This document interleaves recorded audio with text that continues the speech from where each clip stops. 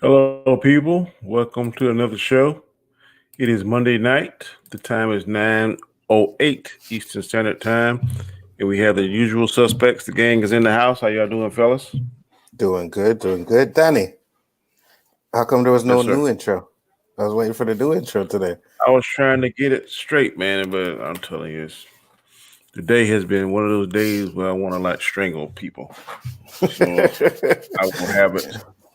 I will have it ready next show. week. Yeah, but I think y'all like it. It's an old hip hop song. I showed it to Anzo, but I can't get it straight. Your background set up, huh? Get the background set up. Cool.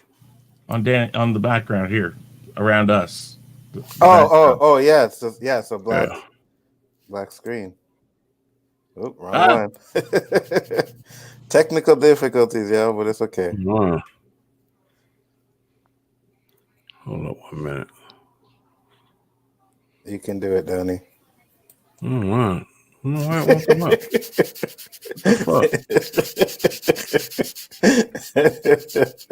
What the fuck?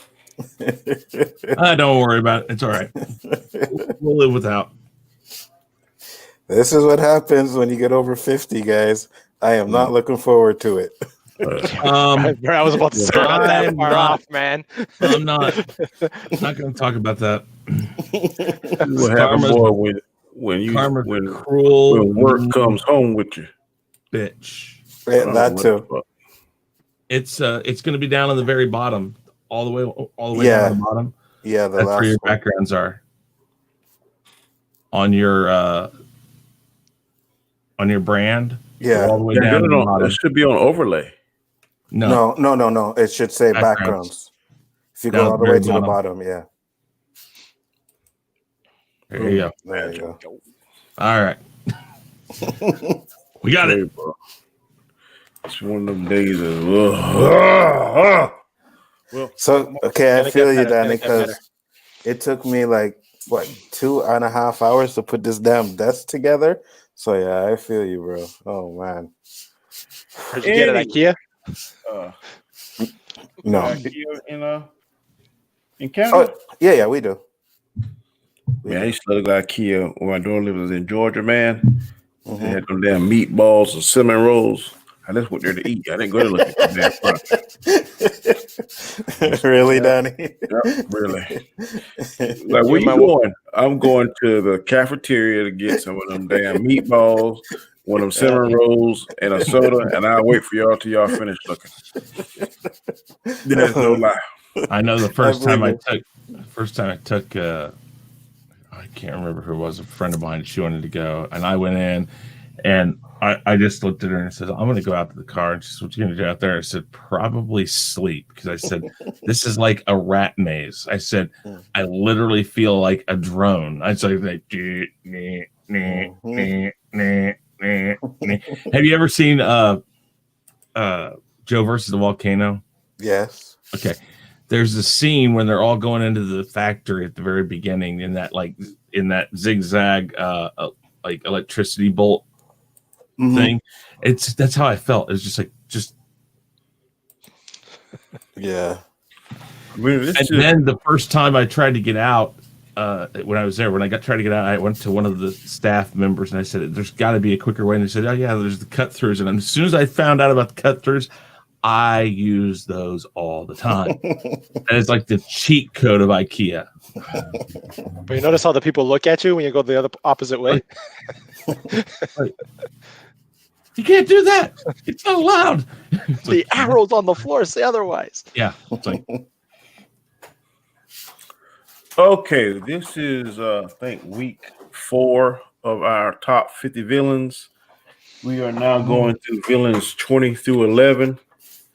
I'm going to pull into the magic book of knowledge, see if I can read off the recaps for the individuals that was with us last week. 30 through 21. Anzo his number 30 was Hannibal, then Cujo, Alex Forrest, Norman Bates, Kylan Durden, Hans Luder, Jason Voorhees, that's Hans Gruber, Yeah, Hans. One was Hans Landor or something like that. Yeah, the one from Ingenious Bastards. Oh yeah. Mm-hmm. Yeah, Alonzo Harris. Harris. Training Day. Yep. And then John Doe. 7. Mads Mama Bear was L. Driver, Sabretooth, Hans Gruber, T-1000, Reverse Flash, Michael, Alternate Universe, Bronze Tiger, Ra's al Ghul, Killmonger, and Smog from whatever that. Lord of the Rings, like Hobbit. All right. Terrence was Bill, from Kill Bill, Norman Bates, Hugo Strange, Salsa, Thanos, Jack Nicholson Joker, Killmonger, Lex Luthor from Smallville, Angelaeus, Evil Wyatt. Chris was Leatherface, Michael Myers, Ra's al Ghul, Dolores Umbridge, Agent Smith, Red Skull, Catwoman, Ernest, and Blofeld. Oh, right? Blofeld. Ernest Blofeld. Yeah. Ernest Blofeld, yes. Annie Wilkes and Darth Maul. Mm-hmm. Guy's car was Darth Sidious, Venom, Darth Mallet, Carnage, Revan, Megatron, Thanos, Tombstone, Ventress, and Darth Bane. Let's see if I can find what mine were. And mine were... What the fuck? Threw out the page, Danny. Yeah. Mine was Bartholomew Bogue from Magnificent Seven, the Inquisitor, Khan, Rico from Judge Dredd, Mama from Dredd, Freddy Krueger, Frieza, Carnage, Leo Beebe from Ford versus Ferrari, and Pinhead. So we will start. I think last week we started with Guy Car, if I'm not mistaken. So this week we will start with Mr. Chris Knight. Okay. Well, we'll go number 20. General Zod. It depends on the representation, but just the overall character. Even in Superman 1 and 2, the guy that played him, I don't know, those movies, looking back on them, are kind of campy, but they're still really good. And he played that role with a serious campness. It's like there's campiness in it, but you wouldn't tell that character that because he'd kick your ass type thing. I mean, but I love the way he played it. And then the guy that played it in Man of Steel, I loved that representation of Zod. Again, the good thing about a villain is they're not always wrong. He's trying to protect the last bits of his race, of his society, even if it's at the cost of an entire planet. And he realizes, I have an advantage here, and I can do that here, so I'll do it. But Superman, of course, gets in the way.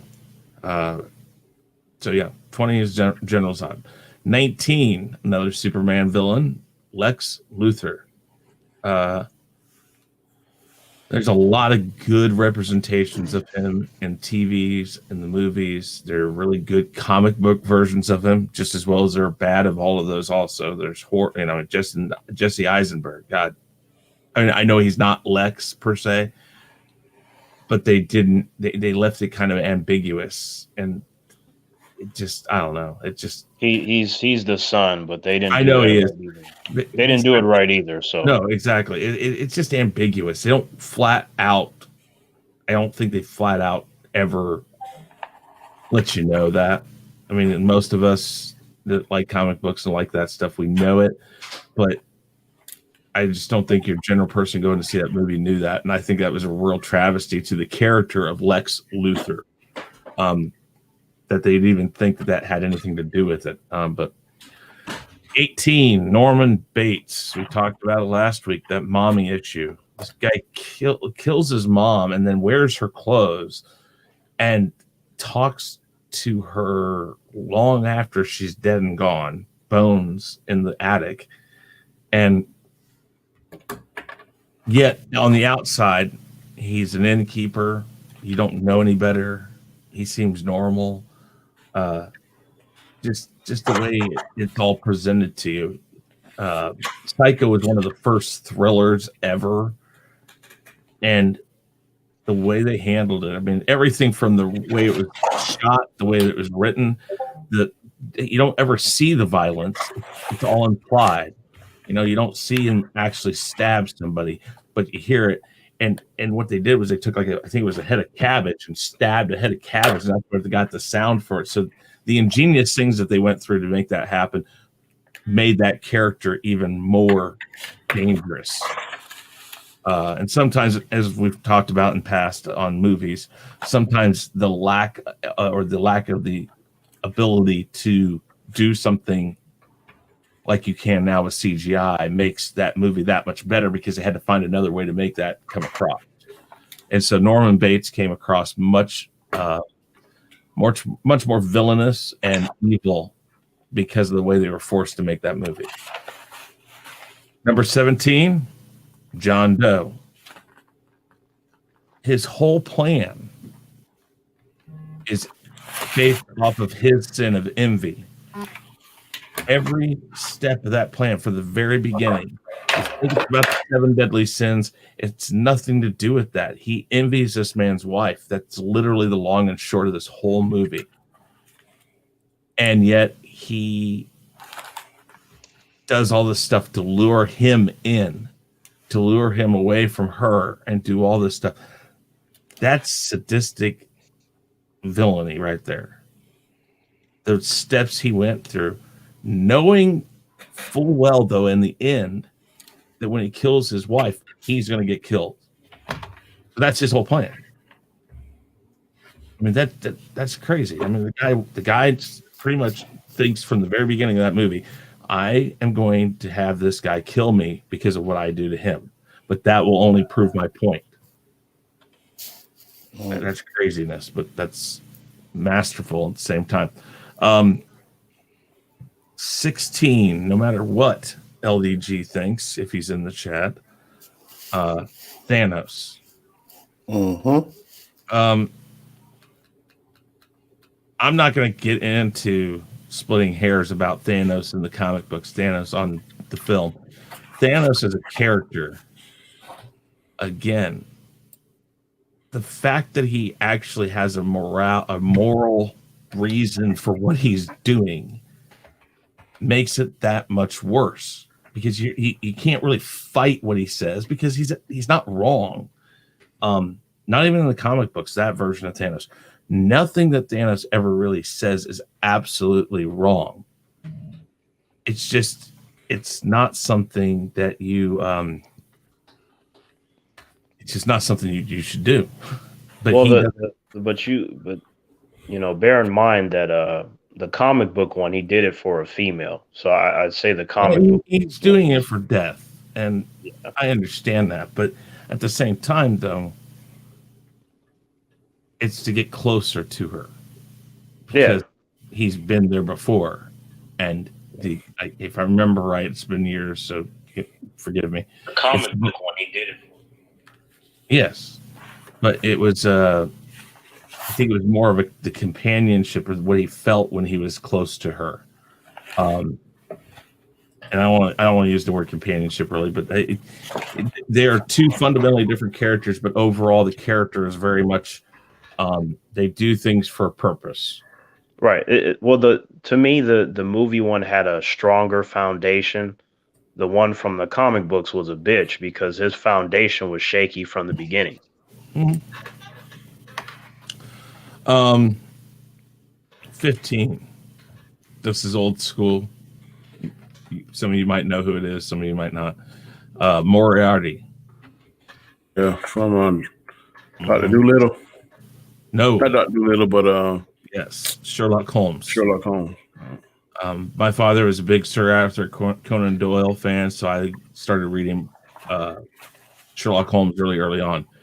Moriarty is everything Sherlock Holmes is, but for the opposite reason. Like reverse Flash to the Flash. Basically, he wants to create the perfect crime that Sherlock Holmes can't solve.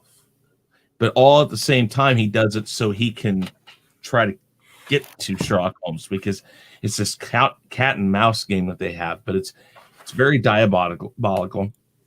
If you go by the original books before the return of Sherlock Holmes, him and Moriarty, Sherlock Holmes and Moriarty, are dueling on the top of this waterfall when they both fall to their death.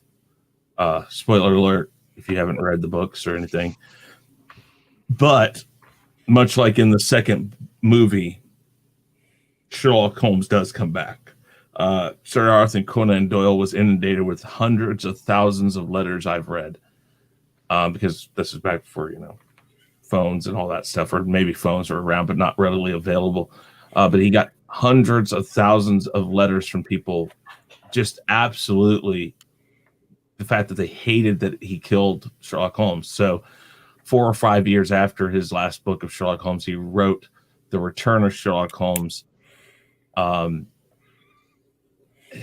they left it kind of ambiguous to the fact that he may have died anyways, because he had hypothermia and a whole bunch of other things. But we won't go too far into that. But Moriarty is number 15. Number 14. Probably one of my favorite, and the reason why he's above Thanos is because he's one of my favorite Marvel baddies, and that's Magneto. I mean, you can't fault the guy for wanting to protect his own kind, mutants. And he goes as far as to have his own island and keep them away from humans. And yet he's constantly bothered by humans. And so the fact that he always wants to go to war and make it a place where they can dominate is not surprising. It's just, again, you wouldn't do that really. You just would. You try to find a way to coexist, and that's what Xavier does. But again, like so many good villains, they have a good, strong hero or group of heroes on the opposite side. Professor X and Magneto are a great complement to each other. First off, because they are friends. They're friends. Mm-hmm. But they see completely different viewpoints. Right. Yet at the same time, overall, they're both doing it for the same reason, to protect their own kind. So it's really difficult when you get into those things. Why is he wrong? Well, it's the way he goes about it, but that doesn't mean he's wrong because he does it. It's just his way of doing it. Everybody has a different way of doing things. You give somebody a halfway decent math problem, like a division problem. We all do it a little differently. We some of us jump ahead because we know, this is this and that. We do things differently. That's what makes Magneto very compelling. And his Chris, I wanted to say, I definitely like Magneto better than Thanos. I don't think I would follow Thanos in the way that I would follow Magneto. Just want to throw that out there. Mm-hmm.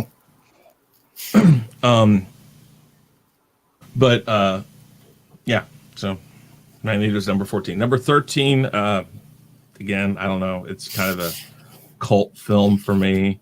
I love it. I watch it to go to sleep sometimes.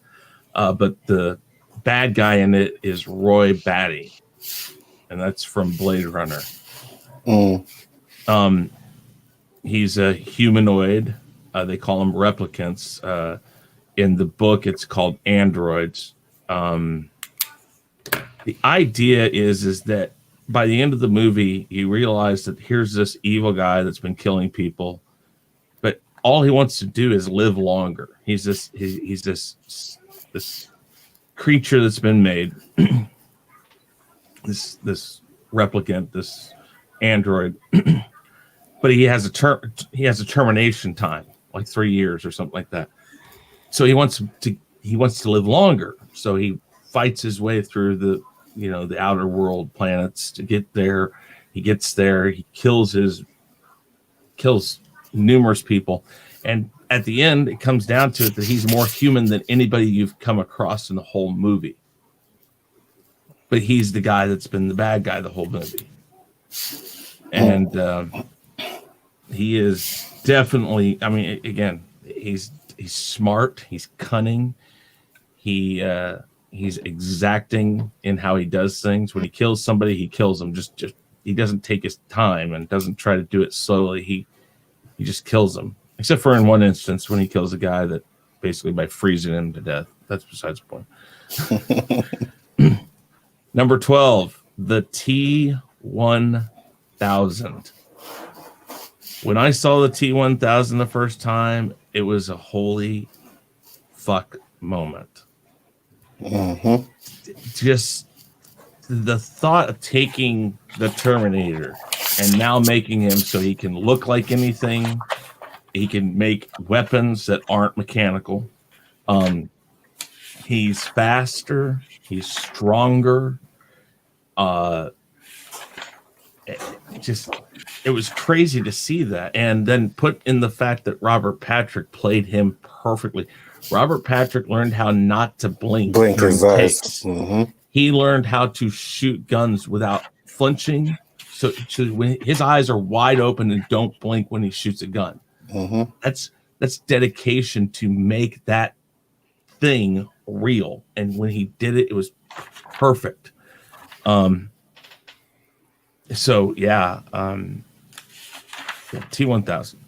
Number 11, don't know if people would think that it goes higher than this, but number 11 is Palpatine. I mean, come on, the guy creates a civil war to take over the Republic. He's the one that does it. He makes the problem. He creates the army to fight the problem he created, all to cause such a ruckus that, like a magician, look over here, look over here, look over here, but here he is doing his thing and undermining everything while you're looking over here, and then he comes up, and by the time you realize it,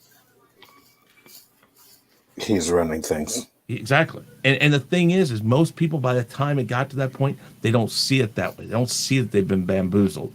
Mm-hmm. But Amidala, Princess Amidala, or Padme, whatever you want to call her, mm-hmm. She realizes it. Obi-Wan realizes it. The Jedis realize it, but they realize it too late. He's got way too much power.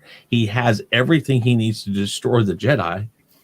I mean, that's a lot. And again, if you use it in context of Star Wars term, the Jedi, all those people on that council were trying to figure out what was going on. They knew something was going on, but they just couldn't figure it out. And he's right there all along, right under their thumb. They're right there. They're telling him what they're doing. They're telling him where they're sending their people.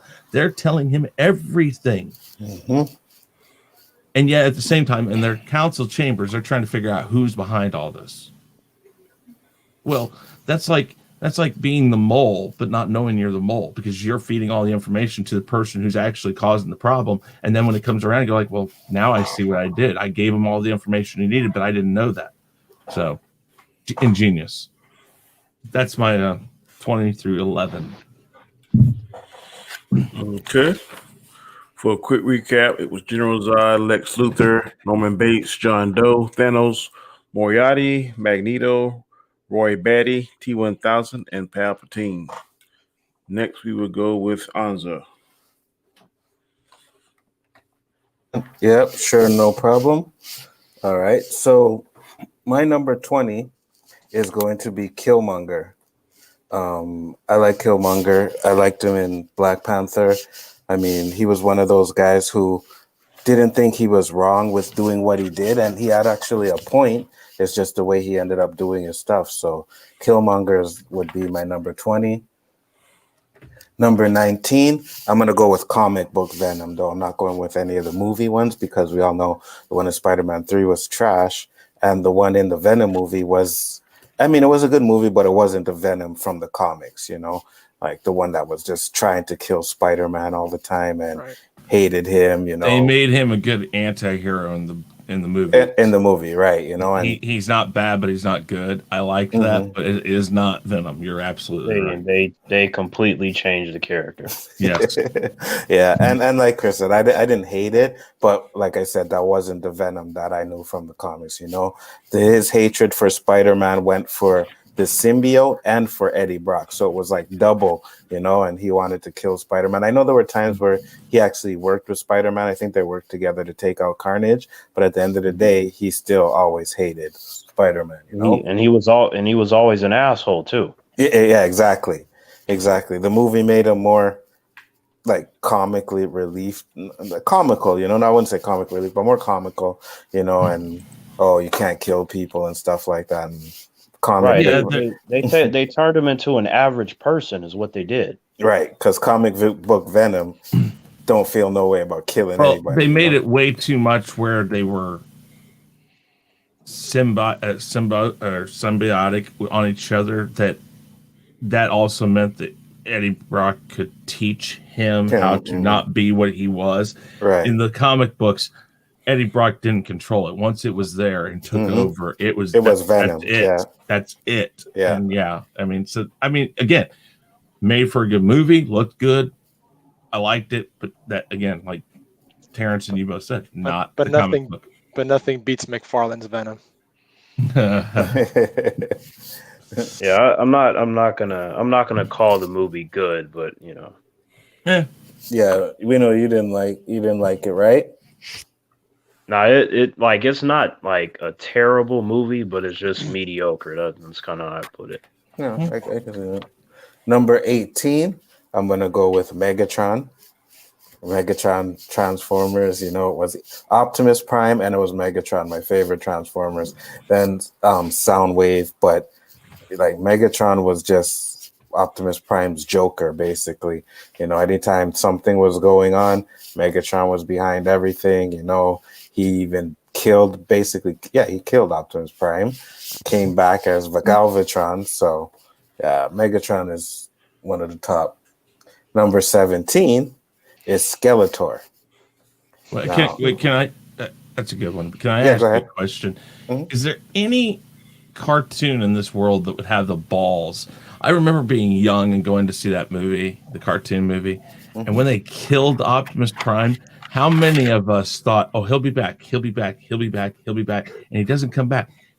Do they do that to kids anymore? Do they really just say, "Listen, your favorite hero, your hero in your movie, in your cartoon, they can die.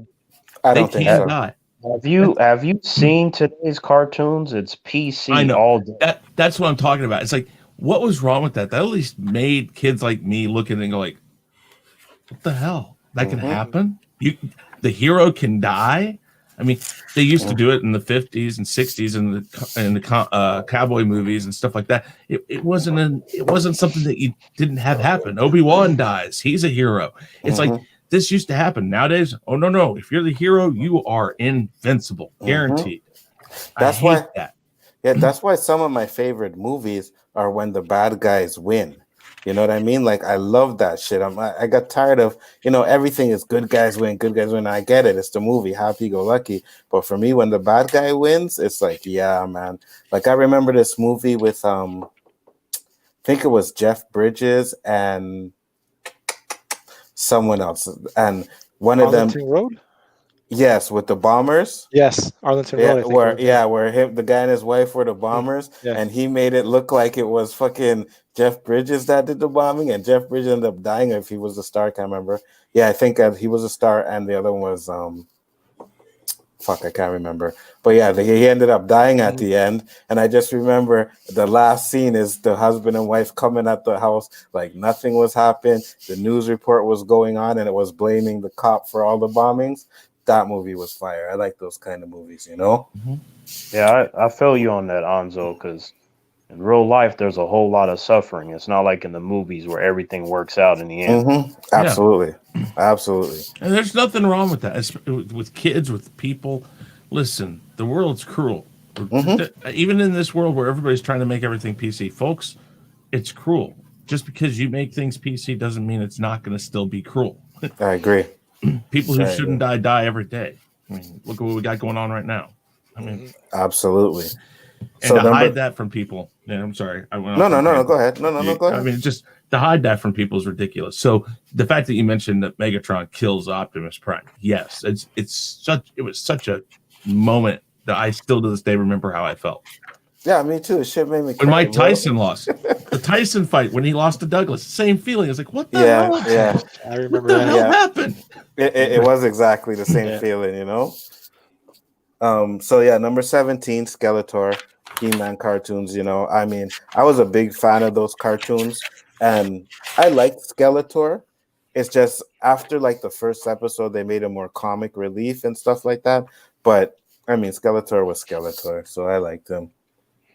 Number 16 might shock you guys. I don't even know if you guys will know who it is, but number 16 is Horace Pinker. And you guys, Pinker. Come on, you could do it. You could do it. Horace Pinker. Yes. Horace Pinker from the movie Shocker. Oh. You remember that movie? Yeah. Man, back in the craziness. day, I loved that movie, and the guy that played the Shocker, he made me laugh over and over again, man. I don't remember the movie a lot because I haven't seen it in years, but it's definitely a movie that I'm gonna go watch again, man. I thought it was hilarious. I liked the way he was in that movie. I hope it stands the test of time, because you know when you're younger and you watch these movies, it's like, oh yeah, it's great. Then you watch them again as an adult, and it's like, oh my god, I like this shit. But for nostalgia reasons, I'm gonna put him there. Number 15. I don't know if you guys will know this one either, but when I tell you the name of the movie, I'm pretty sure you will. It's Mitch Leary. Mitch Leary was from In the Line of Fire with Clint Eastwood. Yeah. That dude was a badass. He made a gun out of plastic, you know what I mean? But the one scene why I always remember is when he's talking to Clint Eastwood on the phone, you know, and he's all calm and shit, and then Clint Eastwood says something and he just says, he yells out, don't play me like that or whatever, and then he just gets calm again and hangs up. So I thought he was an amazing villain. I really liked that movie. Number 14, I'm going to go with Jigsaw from the Saw movies. I mean, the only issue I had with that is that they killed him off too soon. And then they had little, you know, flashbacks of him in there and how we set up the other Jigsaws. But the original Jigsaw, I mean, you know, he was killing people, right? But there was a method to his madness. And I believe that some of the best villains are ones that maybe are not doing right, but believe they are. So Jigsaw was definitely one of them. I agree with you, Anzo. If I would have been part of that creative department and they would have said we're going to kill him in the second movie, I would have told them do not do that. Yeah, I agree. It's too early.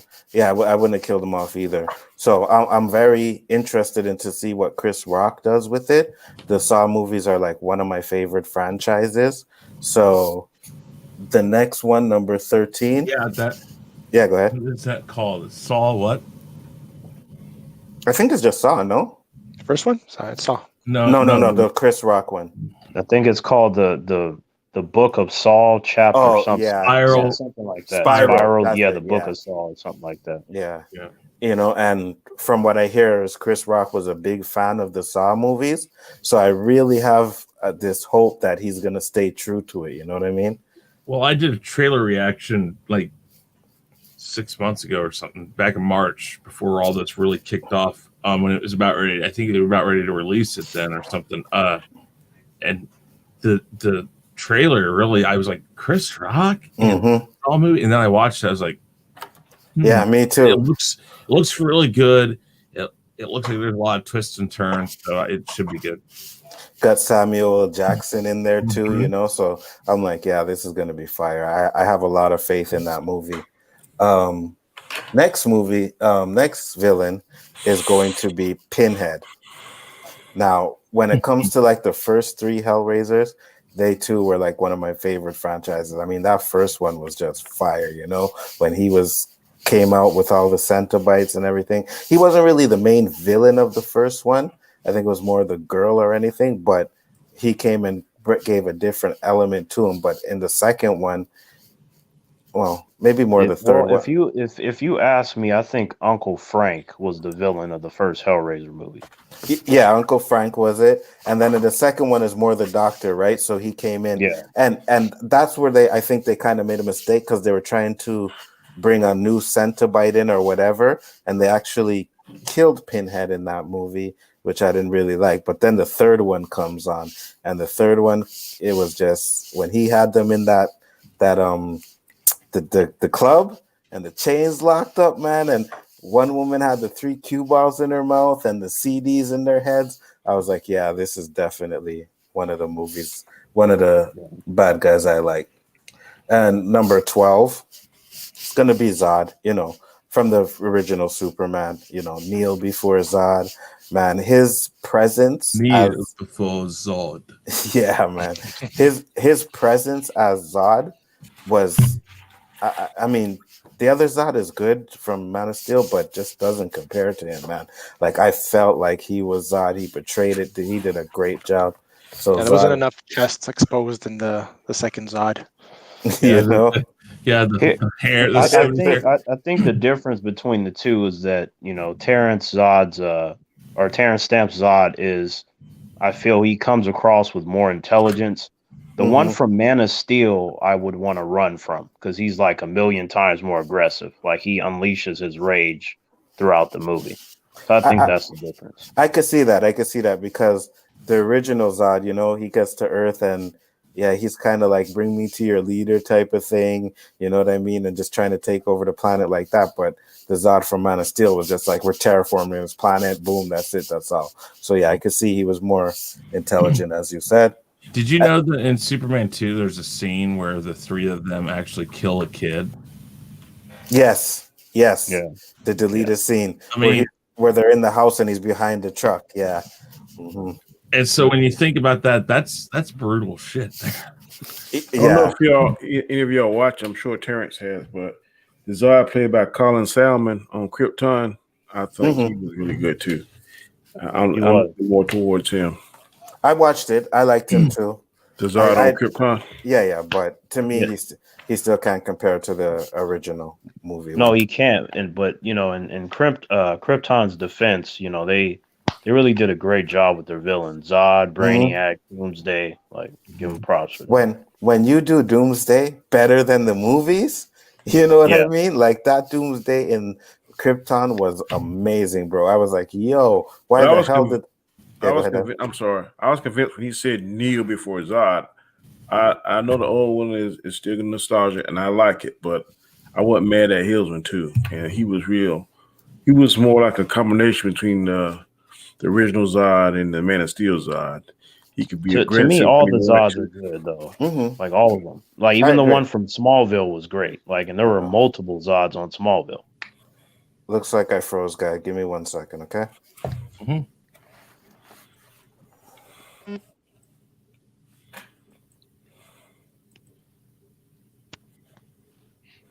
So yeah, that's a good thing. They haven't messed up any of the Zods yet. Yeah. I don't know why I gravitate towards him, but whenever he was on the screen, I instantly was drawn to Zod. He's a what they call a compelling villain. That's why.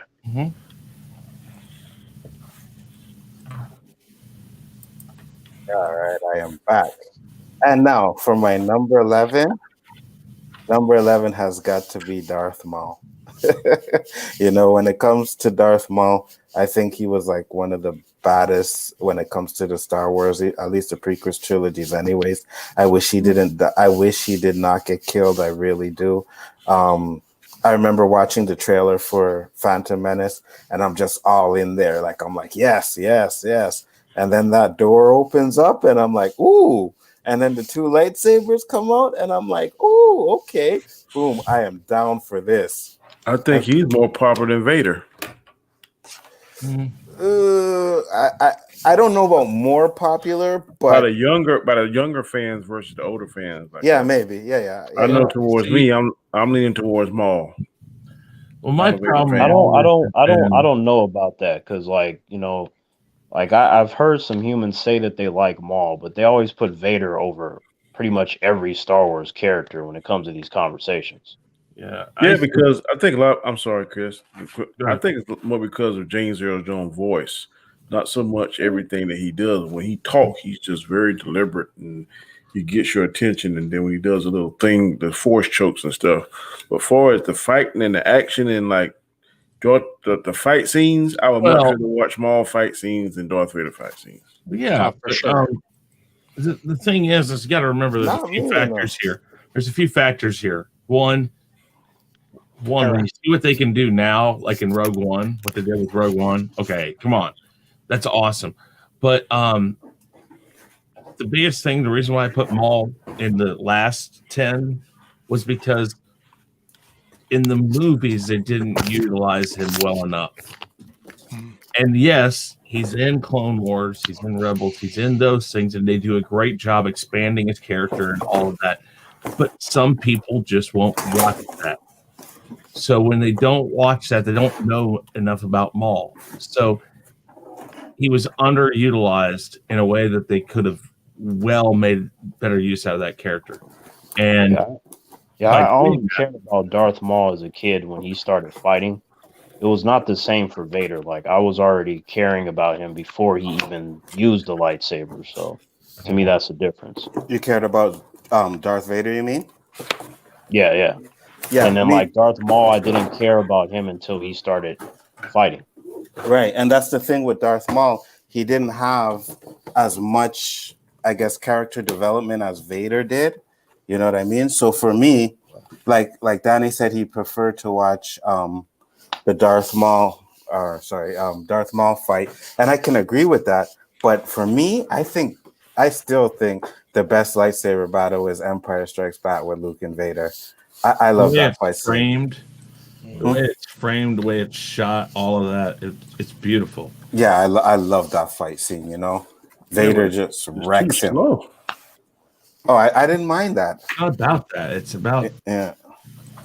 there's emotion to it. Yeah. Like for me, like even when I was a kid, to me, like the action, anything, whether it be the space battles or any lightsaber fight, to me that was always secondary to the story and the characters, which is how it's supposed to be. Like to me, the action is supposed to add to what you're watching, not be the whole entire cake. Yeah, I agree. So yeah, Darth Maul is my number 11, guys. What was that other movie that played right before Solo? I can't think of. Right before Solo? Right before Solo was Rogue One? Rogue One. Rogue One came after, no? What? Well, I meant Rogue One. It was Rogue One. Yeah. I meant Rogue Force One. Awakens, Rogue One, Jedi, Solo, and then Rise of Skywalker. Okay. I was referring to Rogue One. What was my stop in Darth Vader, which I love him. The last 3 minutes, he wrecked. That was awesome. Mm-hmm. That's because we wanted to see that all along. It's just now we did. Mm-hmm. That deliberate, and he wasn't very fast in that either. He's deliberate the way he does his hands. More faster than he did in the original movies. Yeah, but at the time when George Lucas made the original movies, that fighting style wasn't really in movies a lot. You know what I mean? So yeah. Have you guys seen No, wasn't it? A lot of it was experimental. Mm-hmm. Yeah, Have you guys seen the SC-38 redo? The scene redo? Yes. The one with him and Obi-Wan. Yeah. Yes. Now, see, I wish they'd done that back then. That they didn't do it. They couldn't do that. I know. I'm just saying. Y'all like the old Star Wars? I agree with it. I just say I prefer the faster fighting style. That is just what I prefer. I personally want to see someone edit that into the movie, though. That's what I said. I mean, it's not that hard. Yeah, I know. Like when they do those remasters, they can do it because Star Trek is remastered. Because stuff I seen when I was a little boy, that I see now in Star Trek, when they show the old ones, like that wasn't there back then, all that kind of shit. So they can incorporate it in there. I don't know why they won't do it.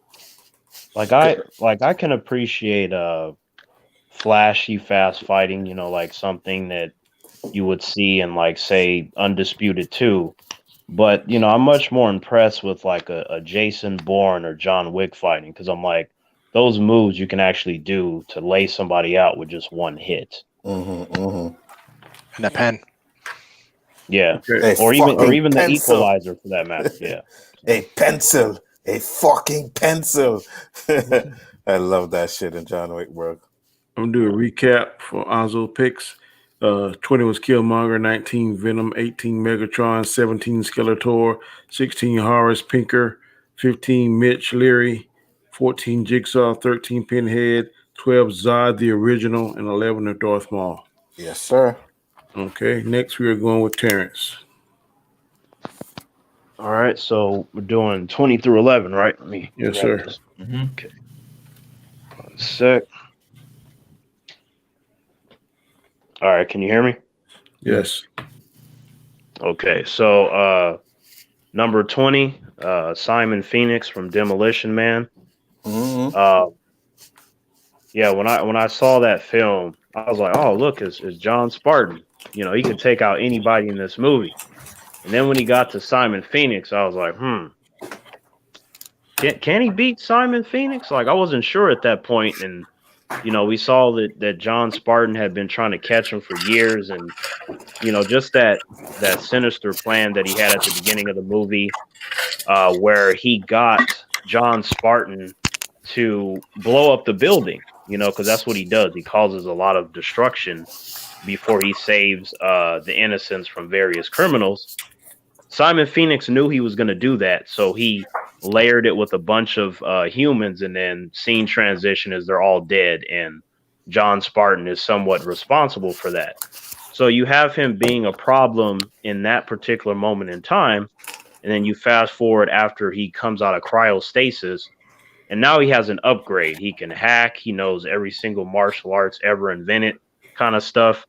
And it just like, I was impressed that somehow in the same movie, he went from bad to the hero's not going to win. That's what I believed until I saw him defeated at the end of the movie. And I like the look and the presence of Simon Phoenix, so I was very concerned for John Spartan when I saw that. Number 19, Kilgrave from Jessica Jones.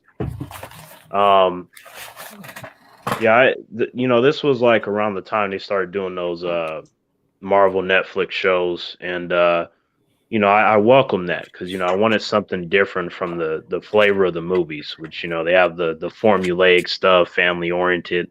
I wanted something more intense. So Kilgrave filled that void, and when I saw him, you're talking about a guy that tortures humans. He kills them. He gets them to kill themselves. He rapes women. Like, this guy just will do whatever he wants. Like, there was a scene where he forced himself inside of some people's home, and he told the kids, they should be seen and not heard. And he told them, go in the closet and hide in there. And then he killed the family after that. And like, I love that about his character, that he didn't have any limits. There was no like compassion or like, oh, well, maybe he won't do this. No, he's going to do everything that you think he's not going to do and then some. Or like, his obsession with Jessica made him even crazier, which was something that was very intense the whole time that I watched him. Like, that scene where they were in the police station and you had the various humans hanging by their necks, and he just was like, well, if you don't do what I want, I'm pretty sure you don't want to see these humans die. So you're going to do what the fuck I tell you. And I like how he was able to scare her. He just really came across as like a memorable, scary villain in the way that you just do not get in most comic book movies, because mostly they're afraid to do stuff like that. Number 18, Kingpin from the Daredevil series. Mm-hmm. Some of the reasons for why I picked Kilgrave, but his Kingpin to me was like the Kingpin that I was waiting for, that reminded me of the one from the comics, just very calculative, very intelligent. He let his experiences harden him. He had a lot of powerful individuals working under him, and anyone that was over him at the moment, you know, he took their position from him. And just even when he was in prison, he was able to establish power and manipulate the entire police force. And the whole time they kept telling him, "You're done. You're just another criminal. You're not going to outsmart us," and all this nonsense. And then he made them all look stupid. And he did it with just ease. And it didn't even matter that, you know, he had this girl that he was fascinated by. Like, there was really nothing that distracted him from his goals and getting what he wanted. And, you know, just smashing that guy's head in the fucking door with the car door and shit, like, that was brutal. And that was all because, you know, he embarrassed them. I'm like, when you embarrass Kingpin or you piss him off, he fucking kills you in a brutal fashion, and he makes you feel it. You know, there's something about someone that, you know, wants you to feel that you fucked up. They don't want it to be over quickly, like, you're going to pay for this shit. You know, and then I saw him whoop Daredevil's ass for a minute. So that was nice. And he also fucked up Punisher. We can't forget that too. Number 17, Negan from The Walking Dead. Mm-hmm. I was waiting for my boy to show up for so long. Now, some of my friends, they had read the comic books. Like, I had never touched one. So, you know, there were certain names that they were telling me about. They were like, "Man, T, wait till you see Negan." I was like, I can't wait to see him. You guys are building him up. But, like, it's kind of like I felt his presence before he was there. And you had, like, Daryl using a fucking rocket launcher to kill his men and shit. And I'm like, then they went to, like, one of his camps and killed off his people while they were sleeping. I was like, oh boy, I can't wait to see them get wrecked, because they brought that shit on themselves. So then you see, like, Rick and his entire crew. It was like a beautiful moment. They were all on their knees. Rick was all begging and shit like a little bitch. And, like, they were broken and defeated in that moment. And then he killed Glenn and Abraham. And I was like, yes. I was like, do it, nigga. He was like one of those villains where I wanted him to stay around like a long time, and he did. So, you know, he managed to break Rick, and Rick had a lot of development up until that point. But him eating Negan is just that other badass motherfucker that, you know, takes a badass to beat a badass. But Rick, the difference is that Rick is a good person. He has all these morals and shit that he follows. But Negan, if you're not Negan, there's going to be problems. You're going to get tortured. You'll probably die, depending on what kind of risk you pose to Negan and his people. And I like that he was always enforcing that. He had great charisma, and he was always laughing and shit. Like, he wanted you to know why you fucked up. He wanted you to explain it to him, and then he still fucked you up after that. And, like, I was like, man, this is one of the best villains I've seen in, like, the last 10 years. Like, he was phenomenal through and through. Number 16, Reverse Flash from the recent Flash show. There is something precious to me about someone that is able to master the emotional spectrum, because if you are able to do that, you have the best weapon on the planet. It's not a gun, it's not a nuke or none of that silly shit. It's the idea that most humans you come across, they have emotions, and if you can manipulate them, the world is your oyster. Like, look at the fact that he literally created the Flash. He had this whole entire family come together. All the while, it was just like, yep, I'm gonna build this motherfucker up so I can tear him down in front of his family. Like, he just wanted to wreck his entire world and anyone that got in his way. And I just love how he was able to turn it off and on like that. He could shake your hand, eat Thanksgiving with you, and at the same time, when he just goes to brush his teeth or something, he's just like, yep, I'm about to kill that son of a bitch next week. Like, I'm like, he made me laugh and he made me think. And I was terrified for the Flash team. I was like, man, they ain't ready for this shit.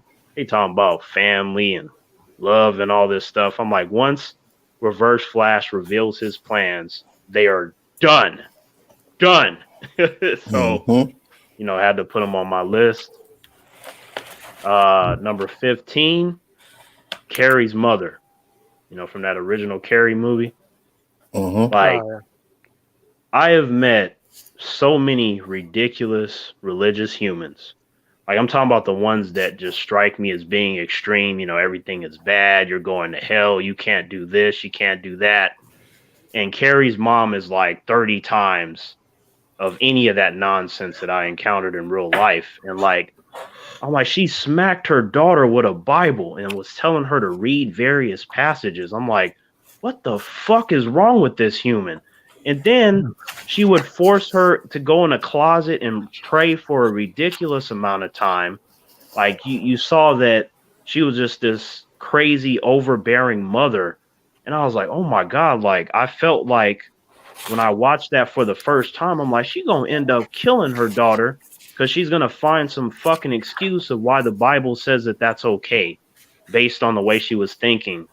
And we saw her reaction when Carrie was like, "I'm going to the prom," and all this shit. Like, what kind of reaction was that? Like, she made it like the way she reacted to that. She swore as if her daughter said, "Hey, you know, I got AIDS. I'm pregnant.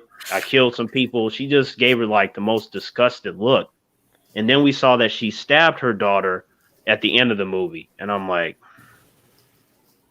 I don't understand this chick. I think that she's silly, but you know, that also added to her being very terrifying. And then I kind of equated that to what I was, you know, taught about, you know, religious humans in real life, about how it can go over to the dark side, so to speak. And I'm like, humans to me, by and large, are trash, but like there's something crazy about a human that uses religion to justify fucked up behavior. Like that shit was terrible. So I had to put her on my list. Number 14, Alonzo from Training Day. That's my boy right there. That is the definition of a corrupt cop. This dude didn't care about no one, nothing. He just wanted to get his money so he can pay off the Russians. So I'm like, this guy is willing to do anything. And I thought that was cool, but at the same time, to some degree, it made his character unpredictable because I was thinking like, is he going to cross that line? Is he? And then he does. And I'm like, well, he probably won't do this. Oh, shit, he did it. You know, like, you remember that scene where the two guys were trying to rape that chick in the alley? And then he came up and the dude was acting tough. And he told him, like, you know, suck my dick, bitch. I know people. And then he put him up against the gate and he pulled out both of his guns. And that dude, he wasn't so tough anymore. And it was like, you know, even the Jake character realized, like, man, I thought I knew who I was dealing with. Like, this guy is something else. So I like how he was able to scare the criminals and he was able to scare the main character, Jake, who he was training. Like, he just all across the board. And then we saw the ending scene where he was threatening to take away everybody's homes and put them in cells where they'd only be able to see the sunlight for like 40 minutes a day type shit. So I was like, yeah, this dude's a badass motherfucker right here. Number 13, Death from Supernatural. Yeah, that show is over. I enjoyed the series finale. Like, it was very heartfelt. You know, I almost shed some tears right there. I was like, I see you. But yeah, Death has one of the best intros out of all the characters in that universe. Like, the way he came out with his black suit, had the cane and shit, and like some inconsiderate, rude human just like bumped into him like, yo, get the fuck out of my way. Don't you see me walking? And Death just looked at him and, you know, kind of like when somebody does something off their shoulder, and he did that and that human dropped dead. He goes into a place to get some pizza, and once they make it for him, he kills everybody in there for no fucking reason. And I was just like, okay, I get that this guy is Death, but it seems like he's just killing individuals. Like, they're not even necessarily on his immediate list. He's just like, well, you irritated me, or, well, I don't like you, so you're going to die maybe so many months or years before you were supposed to. and he can do that and get away with it because he's death, because God appointed him to that position. And I was like, yeah, that's a terrifying motherfucker right there, to where he has rules that he's supposed to follow, but he's just like, well, not today. Number 12, again, a character from Supernatural, Lucifer.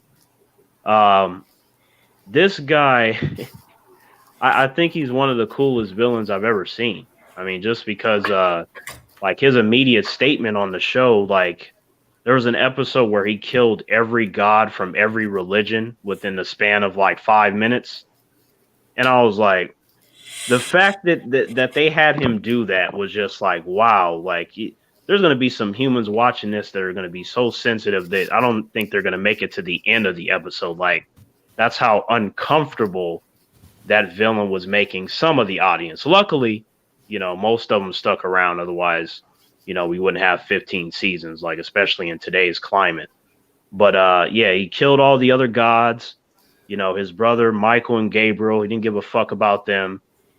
Sam and Dean were the chosen ones, like literally chosen by God.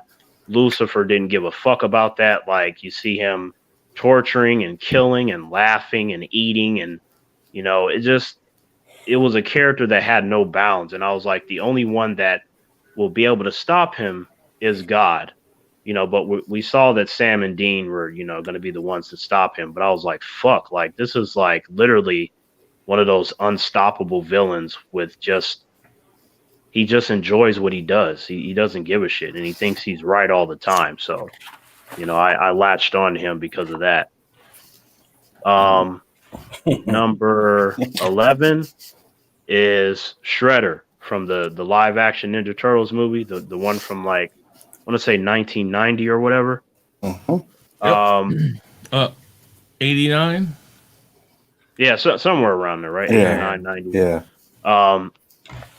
So I watched the cartoon. Wasn't really a fan of Shredder in that sense, but the movie, when I saw him as a kid, I was like, wait, that's Shredder? Like, and then I went back to the cartoon, like, wait, we sure this is the same character? So I'm looking at him, and he has the foot, and the foot also seemed to be more intimidating than in the cartoon. So I went from like, being like, yay, as a kid, this is going to be a Ninja Turtles movie, to, damn, did they upgrade the turtles at all? And then we saw what happened to them. Like, Shredder was able to fucking slaughter the turtles on a rooftop. If it weren't for Splinter, they would have been dead as fuck. So his presence in the film was really big, and he's one of the few characters where, I believe 100% that they improved him from the source material, and that he also wrecked the villain or the heroes of the movie with ease. He also managed to recruit and manipulate teenagers, but it's like, on one end, he wasn't entirely wrong, because like the teenagers that he recruited, they were all like outcasts, and some of them were homeless, rejected by their school and parents. And like me being an individual that went through a lot of suffering and bullying and all kinds of crazy stuff, being locked up and all kinds of shit, I'm like, only someone in that vein can truly understand how appealing somebody like Shredder is in terms of recruiting. Like, you're going to definitely listen to that person in a way that you won't anyone else, because everyone else around you, they don't fucking understand. But Shredder is saying everything that you want and need to hear at that moment in time. So, that coupled with everything I said just made him extremely dangerous, but a great villain, because, he wasn't entirely wrong. And he also did help a lot of kids as well. So, okay, good deal. A recap of Terrence's list was number 20, Simon Phoenix. Number 19, Kilgrave. 18 is Kingpin. 17 is Negan from The Walking Dead. 16 is Reverse Flash. 15 is Carrie's mother from the original Carrie's movie, Stephen King. 14 is Alonzo from Training Day, Denzel Washington. 13 is Death from Supernatural show. Number 12 was Lucifer, also from Supernatural. And 11 is Shredder from the Teenage Mutant Ninja Turtles movie. Okay, Yes. next is Good Mr. list. Guy's Car. Yes, sir. All right. My number 20 is Deacon Frost from Blade. Okay. I just, when that movie came out, actually a lot of people are saying now that that's the movie that relaunched Marvel in the cinematic universe. I just loved it, like his character, how he played it, the action scenes, Wesley Snipes, the whole thing. I loved it. 19, I don't know how many Game of Thrones people are in here, but Littlefinger, the way he manipulated the whole thing with the Starks all the way till the end, where he got it, it bit him in the ass, but that was just nasty and conniving. And Is Littlefinger the midget? no, Littlefinger's Peter Baelish. I don't He's know. the one that liked Sansa, the daughter of. Was like fascinated with Sansa. I watched one I episode of actually have a question for you because you brought up Game of Thrones. Mm-hmm. I want to say 99% of my friends, they watched Game of Thrones when it was on, and they were raving about the show. Mm-hmm. But all of them, including the individuals that they talked to that watched the show, they fucking hate the last season. How do you Absolutely. I'm the same way. It was rushed, and they killed pretty much that last season. For many people, it killed the whole series. Just that last season. Yeah, I have everything but the last season, and everybody says when you watch them, don't watch the last season. Yeah, I mean, I've only seen like 1 or 2 episodes of it. Like, I was able to gauge that the writing and the storytelling and the acting was phenomenal, but unfortunately, it wasn't my cup of tea. Me neither. The books were better. I think I read I got to 2.5 books. Is it the Songs of Winter or Songs? It's the Songs of Winter. I forgot them now. It's I have them in my bedroom, collecting dust. Yeah, no, I just wanted to throw that out there because like I've had humans get really upset at me, like, "What? You don't like Game of Thrones? Me you too. think it's bad?" It's I'm just like, I didn't say it was bad. I just said I didn't care for it. Right. It's like me. It was like me of The Walking Dead, right? It took me forever to watch it after they killed off Glenn. I'd like to start watching it. Right. Like I didn't tune in every week. Man, if you haven't watched, okay, hold on. Said it. Okay, first of all, like with The Walking Dead, Fear the Walking Dead, The Walking Dead World Beyond, with those 3 shows, if you haven't watched it, you have no fucking interest. I'm just throwing that out there. For real. It just killed it. Like, anyways, it's a type of show you can't get attached to anybody, right? So wait, them killing Glenn bothered you? No, it's just I don't know. Something happened after that I just didn't tune in every week to watch it. Like I started watching on I would PVR it, then I would watch it, and if I didn't watch it, like I didn't have that. Oh, I have to tune in, right? Mm-hmm. I didn't feel that urge to get it, but now I'm watching it again on Netflix and slowly getting up to date. For me, Negan made me want to watch it every week, man. When they were doing episodes and Negan wasn't in, I was like, okay, can we get some more Negan, please? So for me, it was Negan that kept me into it, and I still like the show. I still like it. All right, my number 18 is The Lizard. What? From Spider-Man? Marvel. Yep. Mm-hmm. I just loved everything with this guy. just the fact, especially McFarlane, when McFarlane got his own Spider-Man series, and he drew that lizard, I think it was issue 3 or 2. It was freaking awesome. The cover, the art, the storyline, everything was great. Okay. Yeah, I agree with that.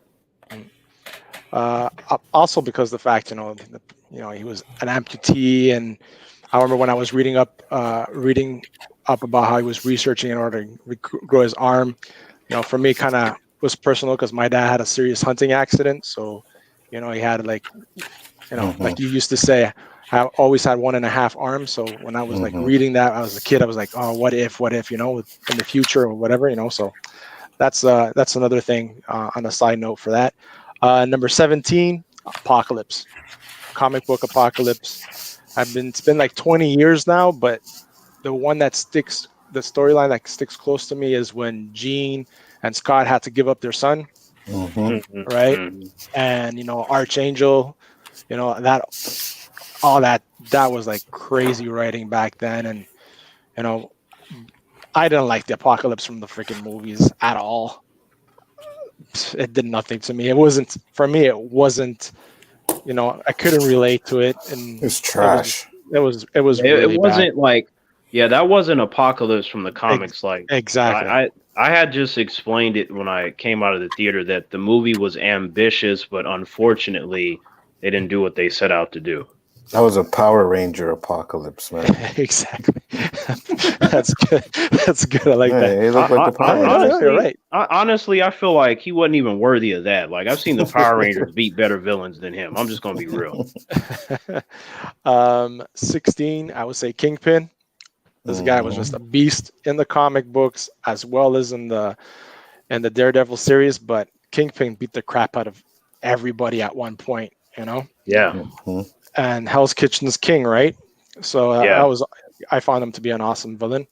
15, I would have to say. Oops. All good. 15, I would say Alex Conklin from the Bournes.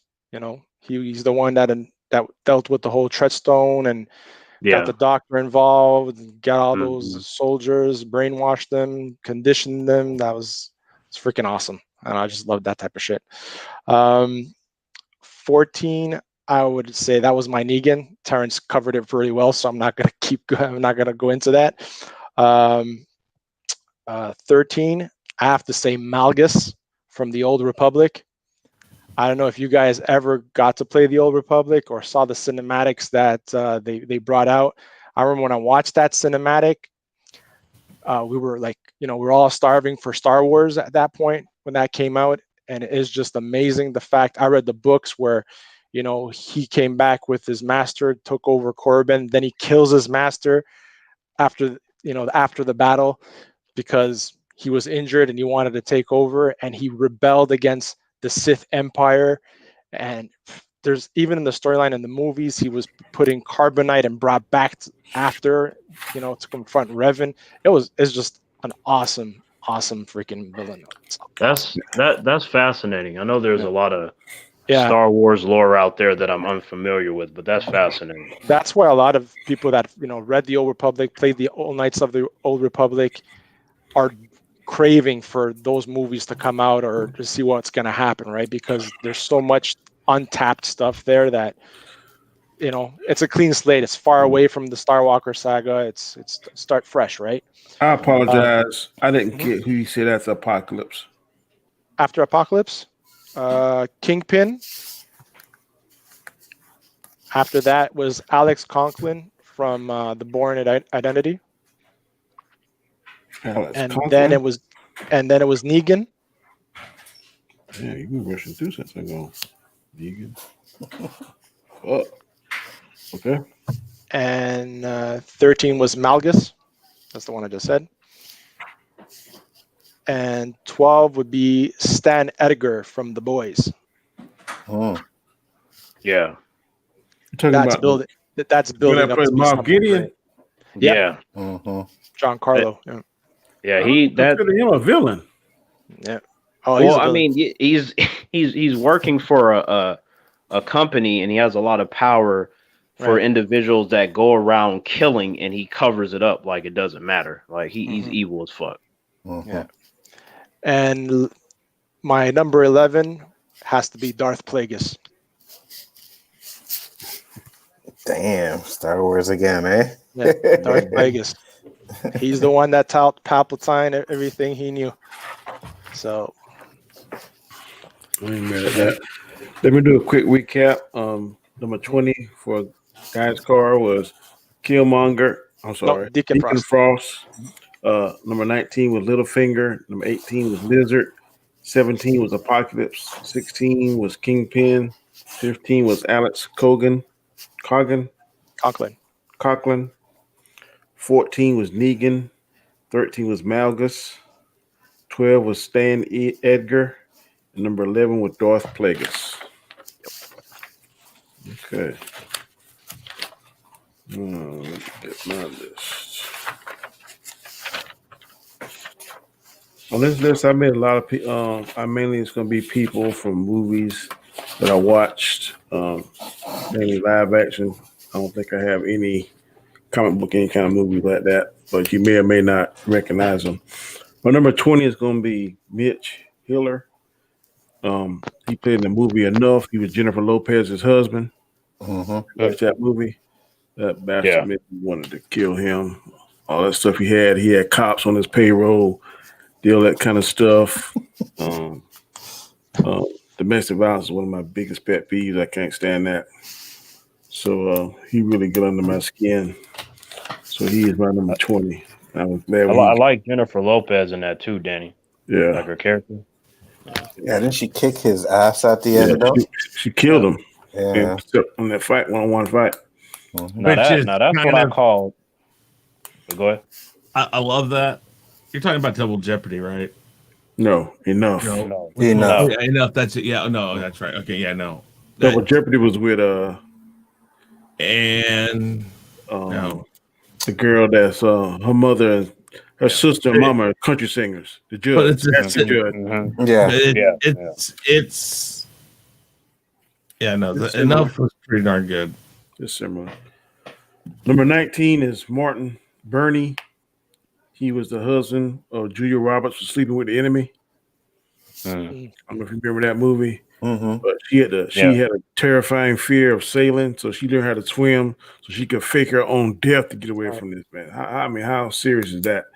She faked her own death to get away from her husband. He was such an asshole, and he thought he had so much control over it until she blew his ass away in the end. So another, like I said, domestic violence is one of my biggest pet peeves. So Mr. Burney pissed me off.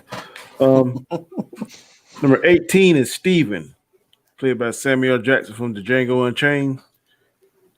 I have never hated Samuel Jackson before until I saw him in this role. I wanted to whip his ass each time he came on there. And when Django did what he did at the end, I stood up in the theater and I cheered and clapped for about 10 seconds. When he called him Django and he shot him, I was like, he was just such an arrogant asshole. I was like, good. You get shot again. Yep. Number 17, another role played by Samuel Jackson, is Abel Turner in Lakeview Terrace. He was that cop. I hate movies where they portray cops as bad, and he was just he was fool. But there are some corrupt cops out there. There are, but I just don't like that. It rubs me the wrong way. That's hitting close to home whenever I see that stuff. So I did not like Mr. Abel Turner. Especially he gonna start torturing the next door neighbors for something his wife did. They ain't had nothing to do with that. Nothing to do with that. Right.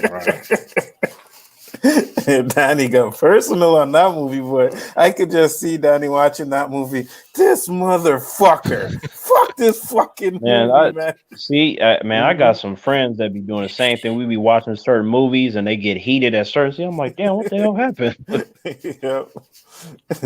Sure, I got another one, man. Alonzo Harris, man, from Training Day.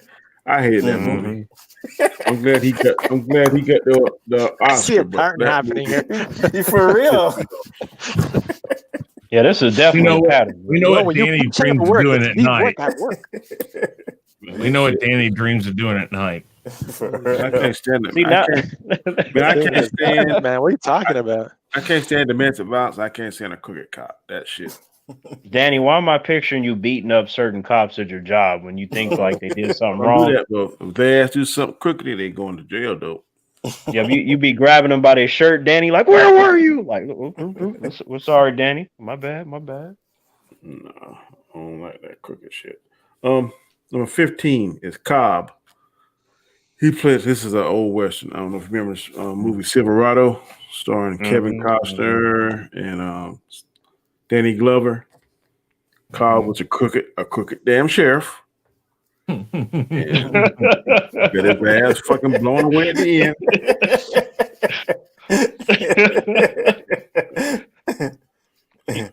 All right, it's official. If I ever make a movie, I'm gonna write in a crooked cop. I gotta do it. I gotta do it. Me too. Oh man, I can't stand that. Number 14 is Clay Morrow from Sons of Anarchy, played by Ron Perlman, who voiced Afro Samurai. When y'all know that show? Yeah, absolutely. Yeah. Clay was a mother boy. He killed his stepson's dad. Him and his wife. Stepson's mom planned it. Lied to him the whole time. Every chance he could lie, steal, whatever he did. To finally Jack's his stepson took his ass out, but he was like the biggest butthole. He would go against his own rules. He was the president of a motorcycle club, and he would say one thing, then secretly do this stuff. And it's just, if you went against his plans, whatever, he'd kill on club members, then try to cover it up or hide it on somebody else. So I did not like Clay Morrow. I was glad when he died. I'm not sure of the colonel's name, but he was a colonel in Shooter, played by Danny Glover. Mm-hmm. He just thought he was above the law, that he could do whatever he wanted to do. Every one of them. I told y'all this is a reoccurring theme, man. He just thought that he could do what the hell he wanted. Danny's in there. Danny's in his head in the middle of the night. All these crooked cops are there, and he's doing that. I'm telling you. What's the scene from Batman? You know, where it says "Pray to me." I am telling you, I pictured Danny doing like. I feel sorry for any bad cop that come across Danny. Danny gonna fuck their ass up. I don't be invisible, but I ain't gonna get into that. But anyway, make a show of it. I did not like Danny Glover, and I was glad when Mark Wahlberg smoked his ass at the end where he did it with smooth. So hats off to him. Man, hey Danny, not only does your job perhaps do psychological evaluations yearly just to make sure that everybody's safe. I passed it. So did Frank Castle, and look what happened. I'm just throwing it up here. What's funny is, you know, Danny has all these cop movies, but have you noticed all of them die at the end, eh?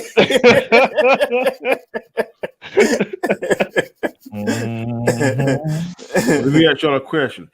If cops thought like I did, you think we'd be in the press like we all the damn time? Absolutely not. No, Danny, we know you a good cop. I can't stand that, bro. We wish more cops were like you, bro. Hurts me. Danny, we all know you a good cop, Danny. I appreciate it. I'm gonna get off of the cop thing now. The last two is off the cop thing. Number 12 is something we discussed earlier. Darth Maul. When I saw Darth Maul, I was like, now this is what a Sith Lord should be. I know it's all that cunning and planning and doing stuff Palpatine did. And I know he did all that from behind the scenes, and it was brilliant. I'm not taking anything away from Palpatine. I know Darth Vader was very menacing and whatever, and James Earl Jones voiced him, and he was very decisive stuff, force chokes, all that stuff. But when I saw Darth Maul activate that double-edged lightsaber, that's all I wanted to see forever, how long that fight was. When they would flip back to the other scene, I don't want to see Anakin blowing up no ship. I don't want to see that shit. I want to see Darth Maul, Qui-Gon, and Obi-Wan doing anything. And when Obi-Wan killed him, man, I was like, what the fuck? Y'all just messed up. Y'all should have kept him another 2 or 3.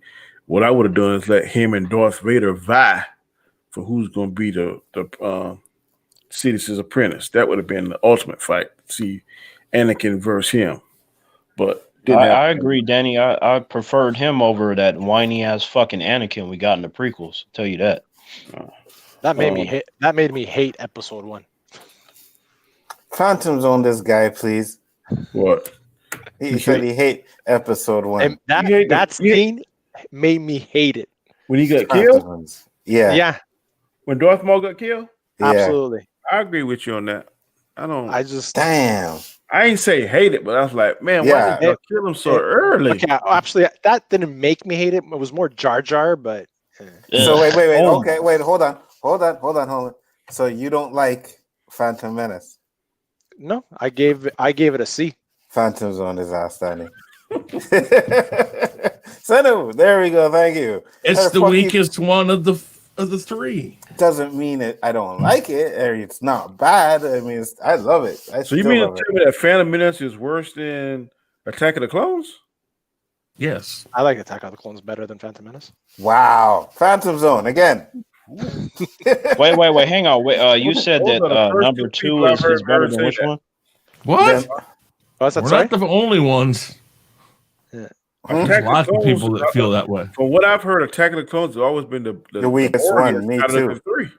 Me too. I mean, out of the three, I don't like any of them, but out of the three, I would go with the third one. Phantom Zone him too, Danny. I like the third one better too. But I'm real talk. On most people that talk about Star Wars, you would say which one did you least like out of the prequels? I've always heard Attack of the Clones. Okay, so I have to ask Gaishka this then. Yeah, go ahead. I know where you're going. Yes. You're gonna hate this. Do you think any of the sequels are better than Phantom Menace? No. You answered for him, Chris. I want to hear his answer. No, I wouldn't say they're cinematically, yes, kinda, because let me tell you something. And the Attack of the Clones, the only thing I didn't like was my God, the romantic part. All right, we have to boycott Collider. Collider has their rankings of every Star Wars movie so far. Number 11, the Phantom Menace. Number 10, the Attack of the Clones.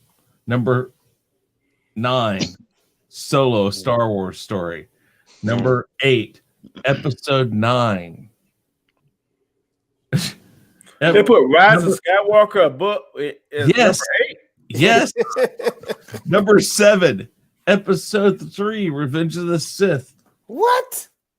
Number 6, Rogue One. Number 5, Episode 6, which is Return of the Jedi. Number 4, Star Wars, The Force Awakens.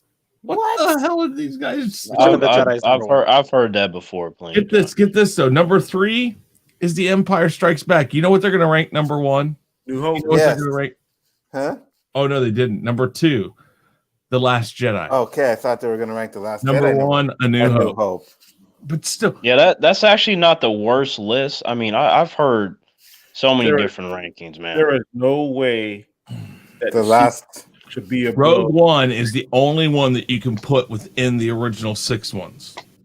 Listen, the Rise of Skywalker, what JJ had to do to bring everything together. Oh, stop giving him a fucking pass. That's his own damn fault for not having an idea. I know. Well, he should have bailed on the second one. No. Don't do him like that. Look, when it comes to the rankings of the Star Wars films, to me, is not so much as where you place the film, as much of it is, can you explain to me why you have it where it is? No, absolutely. And I will put every single sequel trilogy, including Rogue One and fucking Solo, behind any one of the prequels. Ooh, really? Absolutely. I wouldn't. Solo was trash, bro. I don't know about okay, like Solo before that. I was like, wow. No. I will put them. I won't put them before any of the prequels. I wouldn't. So you think all 3 of the prequels are better than anything Disney has done? Absolutely. I don't know about Rogue One, bro. Absolutely. Rogue One. The characters in Rogue One were so bland and boring. I hated them. They don't have to be. I hated They're gonna die. It's not about them dying. They're just acting and everything. I hated it. To me, the last 3 minutes of Rogue One saves it. But that doesn't put it over anything the prequels has done. Honestly, like, hold on. So that last 10 minutes was better than the Darth Maul fight. No, I'm saying it's better than the No. I'm asking you, it's better than the Darth Maul fight? No. Okay. Was it better than the fight at the end with Mace Windu and Yoda and Palpatine? Definitely not. Of course not. No. Definitely not. Okay. And then was it better? And then was it better than Anakin and Obi-Wan? Yeah, but Anakin and Obi-Wan. Was it Revenge of the Sith? Listen, the Okay, Attack of the like Clones, but the Attack of the Clones. isn't that kind of like a trick Who's in question Attack though? of the Clones? What major factors in Attack of the Clones? Yoda and Yoda and Dooku? and And Dooku, Count Dooku. and then Mace with all the Jedis. So there's nothing that The 10 Mace, minutes. the Mace with all the Jedi's. That's okay. Oh, But that I'll was gi- fire. When Mace but I- walked in, But I'll give you the Okay, Dooku. see, but that's and the that's Yoda. to the those are all good points, but I mean that's the credit that I've always given the prequels were the fight scenes. The storytelling is shit. no, but Danny said that last 10 minutes was the saving grace. So he was saying that last 10 minutes is what made it better than those I movies. forgot about the Dooku and Yoda fight. It was that was better, but the Mace Windu and the clones thing, yeah, I like the Darth Vader better. The Django Fett, that was all right. Yeah, that's what I mean. The Django Fett, Yeah. I like Yeah. that. And When then when he killed Jango Fett, I mean that was all right, but it wasn't better than Darth Vader those last few minutes of Rogue One. Not to me. okay, I think it was, but that's okay. But we still have the Yoda and Dooku. Yeah. And then now in Revenge of the Sith, we have the Anakin and Obi-Wan. The Was that fight 10 wasn't really all that better than the Darth Vader thing. The thing that was amazing about that's the first time we ever see Yoda in a lightsaber fight. So that's when I give it to. Okay, what is but the I- chat thing? Chat, rate the Star Wars movies. Which ones do you think? But I'm talking the Anakin and Obi-Wan. But Right. we'll do that. Oh, Anakin Obi We Wan is should do fire. that for the That's next fire. one. After we're done with this, we should go and we should rank all. Well, hell, throw Clone Wars in there too. The cartoon Well, in turn- movie. Well, okay. Well, let me do my Like, in last turn- one, and then we can go ahead and go. Yeah. My last one was the Kurgan, played by in Highlander, played by Clancy Brown. Holy shit! Yeah, I thought he was like super evil because he was like the very opposite of the Highlander, unstoppable, and he was like there could only be one and all that stuff. Clancy Brown is one of my favorite actors of all time, and I think he killed that. that was the movie, right? Not the series, right? The Well, movie, that's what I was gonna say. That's the movie. It's like Yeah. because when the guys that wrote Highlander, they didn't think it was gonna be like any form of popular, so they wrote it to be the ending, right? You hear Connor McLeod like I am everything, but then you get the sequels, you get the series that contradict No, that I wasn't because they're talking like, about the series. Yeah. I'm talking about. I know you're talking about the movie, Danny. Yeah. My quick recap was Mitch Hiller from Enough, Martin Burney from Sleep with the Enemy, Steven from the Django Unchained, Abel Turner from Lakeview Terrace, Alonzo Harris from Training Day, Cobb from Silverado, Clay Morrow from Sons of Anarchy, the Colonel played by Samuel Jackson, by Danny Glover from the movie Shooter, Darth Maul, and the Kurgan played by Clancy Brown from the Highlander movie. Good list. Y'all saying Yeah. y'all wanted to do this thing tonight or tomorrow? Or Well, next here- Monday. Well, next Monday we have to do our top 10. Y'all want to rank now? Is what I was saying? That was my question. No, I think we should do it for Another episode. Yeah. We can Okay, do it for all right. another episode. do all of them. I mean, We'll like, do that. We'll do that after the top 10. yeah. So, like the 9 from the trilogies, Rogue One, I don't think we should rank the cartoons. Solo. But the thing Yeah, is, don't do no cartoons, movies. the Clone Wars one was a movie in and of itself. That was Okay, released well, to- I can't rank it because I didn't see none of that shit. Mm. You didn't Yeah, watch so- Clone Wars or Rebels? No, I Terrence didn't didn't watch watch it. No, I'm dope. Clone Wars. What I mean is, there was a movie, There was a movie that Yeah, launched yeah. the series. 2-hour Yeah, movie yeah. that they did. I didn't see if it's animated, with the exception of 1 or 2 episodes, I haven't seen it. Okay. No, but I know what Chris is talking about, because there was a animated movie that came out in theaters and then they turned it into the episodes, It which came were out 10 seconds, the- 10 minutes long. Yeah, Yeah. it came out in the theaters, and then it was out for like 2 or 3 weeks, and then they aired it on Yeah. Cartoon Network, because I think it started on Cartoon Network. didn't Right. it? It was the start of the series, that they were doing. And then George Lucas seen it and was like, oh, we should put this in theaters. And then he put it out in theaters. And then when he came out with it, he did those 10-minute episodes. Yeah. So all together, it's like a maybe 2.5 hour movie. How about we just stick with the live action films? Yeah, we could do that. I'm fine with that. Me too. I'm fine with that. That was a good list, fellas. At the hour and 38-minute mark, we get a few questions from the chat before we call it. Sure. If you have any questions, please put in the questions. Please put a hashtag first. That way I know it's a question. We're going to answer 5 questions, and then we're going to call it. So put the hashtag, then your question. If you have a question about anything we discuss here tonight, I'm going to take the first 5 questions. Yes. Danny, put up Garrett 27's one. Yeah, that one. 27 said, Danny, is this where you said, or this why you said it's been a day at the beginning of the video, making this list? No, bro, I can't go into it, man. But some days, man, it's like fun, and then some days it's like, what the fuck? And the day was what the fuck. Hey, Danny, I'm going to jump off of here. I've had a very, very long day, and I got to go to the shower and get my clothes ready for tomorrow for work. So, all right, we appreciate it. Tell the people where they can find you at before you go. Well, you can find me here on Mondays for the Chaotic Conversation, Tuesdays over on Anzo's channel for the Chaos List, Wednesday on my channel for the Rule of 3. Those 3 shows are also simulcast over on Chaos Central, the channel. Please go check that out. And if you haven't subscribed, please subscribe. We are 12 away from 100 on that. That is youtube.chaoscentral.com. That's the easy way to get there. Real Review 3000 is my channel where we just got done making our membership tiers. That should be going live before long. So if you guys want to help us out by doing that, maybe go over there and look at the membership tiers and maybe help support the channel that way. But guys, make sure you go sub to everybody that's here. T-Virus Terrence, Geiscar, he has a new channel coming up. I'm sure he'll tell you about that. But go help show him some support. Bigger Ford Entertainment, and of course here, Comic Chat. Make sure you sub to these guys. And if you feel so inclined, check out some of my stuff and sub to me. I'd greatly appreciate it. With that said, guys, thank you very much. I love this top 50 villains list. This is great. We'll have to find another thing, maybe top 50 heroes later on down the road. I like this stuff. This has been great. Sure.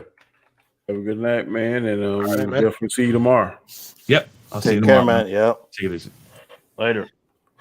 Well, it seems like don't anyone have any questions, so I want to go through chat real quick, and we'll make responses. Samuel Stokes said Horace Pinker was a sadistic mother with a bad leg. Yep, he was. Anzo is on a roll. Anzo, Shark is still worth watching. Go for it. Yeah, I am going to watch it again. Sammy also said Uncle Frank and Julie were the villains. I'm not sure what movie he was referring to. He's talking about Hellraiser. Okay. Yeah. No problem, Danny. Great show. Love the Kavari says MOS Zod. Man of Steel Zod was incredible. One of the few things Snyder got right. I like him. The actor name was something Shannon. Michael Shannon. He was good. I think I first saw him on Boardwalk Empire, I think it was. Yeah, he's unfortunately he's a very underappreciated actor. Like I just like when I hear humans talk about good actors, they never mention him, and it hurts my heart. Yeah, he's very underrated. Intelligent Psycho said now 20 through 11. His number 20 is Ra's al Ghul. 19 is Travis Bickle. 18 is Mr. Brooks. Mr. Brooks was hell, boy. That's one of my favorite movies. A lot of people don't talk about it, but it is awesome. Yeah, I loved it. Yeah. 17, Freddy Krueger. 16, Pennywise. 15, the Scorpio Killer. That name sounds familiar, but I can't remember the movie. 14, Megatron Transformers. 13, Darth Maul. 12 is Agent Smith. 11 is Felix Cortez. That name sounds familiar. I just don't know what that's from either. Yeah. Let me see if I can find it. Flash out says Joaquin Phoenix on the list for anyone. He was in my list as Commodus from the Gladiator. I'm not sure if he's anybody else's list. Yes, Terrence, you are so. Go ahead. No, I said I had him on there too. Yeah. Flash Thompson said, "Yes, Terrence, you are so right. Love Tom Cavanaugh as Reverse Flash best villain." Yeah, he's phenomenal. Yep. I don't think Terrence said. Oh yeah, okay. I was thinking what's Reverse Flash. Yeah, I got you. Damn, Terrence, that's a great pick. Carrie's mom. Yeah, she's If I'm not mistaken, I think he's the bad guy from Clear and Present Danger, Felix Cortez. Sound like it. That's what I found. Flash Thompson says it's funny how Terrence refers to other people as human. Well, that's what they are, and like I don't have time to get into it, but my life has led me down a certain path, so it's hard for me to relate to these creatures. That's why I call them humans. Right, Danny, you notice how we said that's how they are, or that's what they are, and then he said it's hard to relate to these creatures. He ain't human. No, man. Terrence is from someplace else. How you take such delight in seeing bad people come out on top? that is very disturbing to me. What you mean? I'm a nice young man, yeah. I'm just saying, yeah, but when you talk about people and these villains, you can hear the excitement in your voice. That is not normal. That's all I'm saying. Sometimes in life, I'm just trying to get the humans to understand. And then when he talks about the heroes, it's like, I like this guy, but he's all right. He's punk asses. You know? Hey, you know, I like man these begging heroes for his too. life. A man begging for his life on his own. He's a punk ass. Yeah, I know. Hell yeah! I was like, that dude was a bitch. You see? But Negan, he was drawn to Negan because Negan fucked him up. What the fuck kind of sick shit is that? No, what he said, he was drawn to Negan because he was drawn to Reverse Flash because he knew everything. He thought he was a know-it-all or something. Yeah. What the hell? I watched all the other episodes. LOL. I know Gladiator villain was mentioned a couple of times. Same as I appreciate it, man. He been sticking in with us every time we did his top 50. Appreciate it, bro.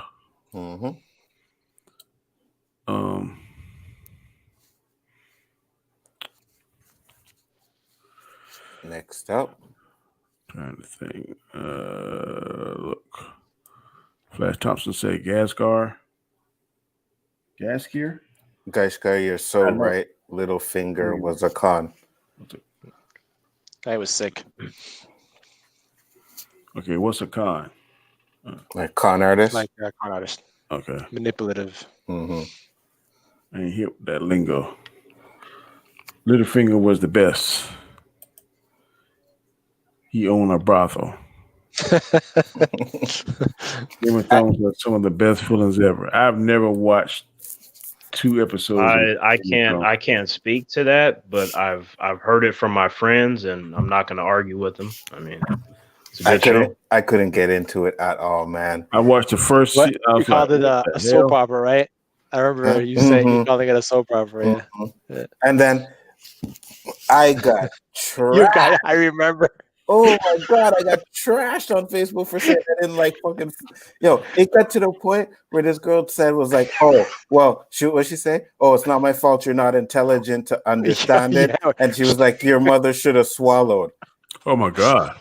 Well, that bitch is stupid like that. Off on her, bro. Oh, that bitch is dumb. Now, if you want to watch a good show, Sons of Anarchy. I've never missed an episode of that when it was on. Boy, I didn't like that. Right Me neither. Oh my God, I love that show. Every Tuesday night, that was it. Don't even call me. I'm not saying it's bad. I just couldn't get into it. Me neither. I have interest in Fear the Walking Dead, but sometimes sometimes don't have time to watch. Yep, I tell you this, Flash. This season of Fear the Walking Dead is fire. Hey, man, What, oh boy, I look evil as understand. hell with them red eyes, man. I'm like, ugh. Well, Oh he yeah, only had them there's for a one episode, but yeah.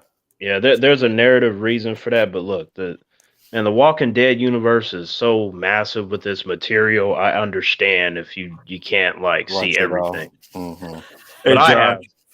Josh, I agree with you. The Batman Who Laughs definitely in my top 10. I just hope that I will see him on the big screen before I die because he is going to destroy everything that we've known about Batman. The Batman franchise is going to be. I am definitely. I'm pretty sure we will see him in animated form before live action. No, I want to see him in live action. I want to see him in live action. I want to see him in live action too, but DC's animated movies are amazing. So if they give that an R rating, like they can go hell with that. Yeah. But if they were to do a Batman Who Laughs, couldn't they do it in the way that they did like the new Joker with Joaquin Phoenix? No. That would work. You're talking about like a separate universe? Yeah, like a separate universe. Yeah. Yeah, but that's more realistic. The Joker universe, Joaquin Phoenix, he'd have to be in more of the supernatural kind of because. No, I don't mean in that universe. No, he just means like a one-off thing. Yeah, like a one-off thing? movie. Yeah. I don't know. I think he'll be. I think you want to see more because you gotta read the comic books because I mean he has the intelligence of Batman and the sickness of the Joker. Go ahead. On top of that nth shit he has that can like see all your evil desires or whatever. Mm-hmm. And if he can see it, sometimes he can amplify it or draw on it and make you. He just sick. It's crazy. I think they need to focus on what they have right now before you start doing all this random shit. Yeah, they gotta get the DCEU gotta get itself on firm footing. Try to catch up because I think that I'm hoping that the Zack Snyder cut will get them back on the right road. I'm hoping it will.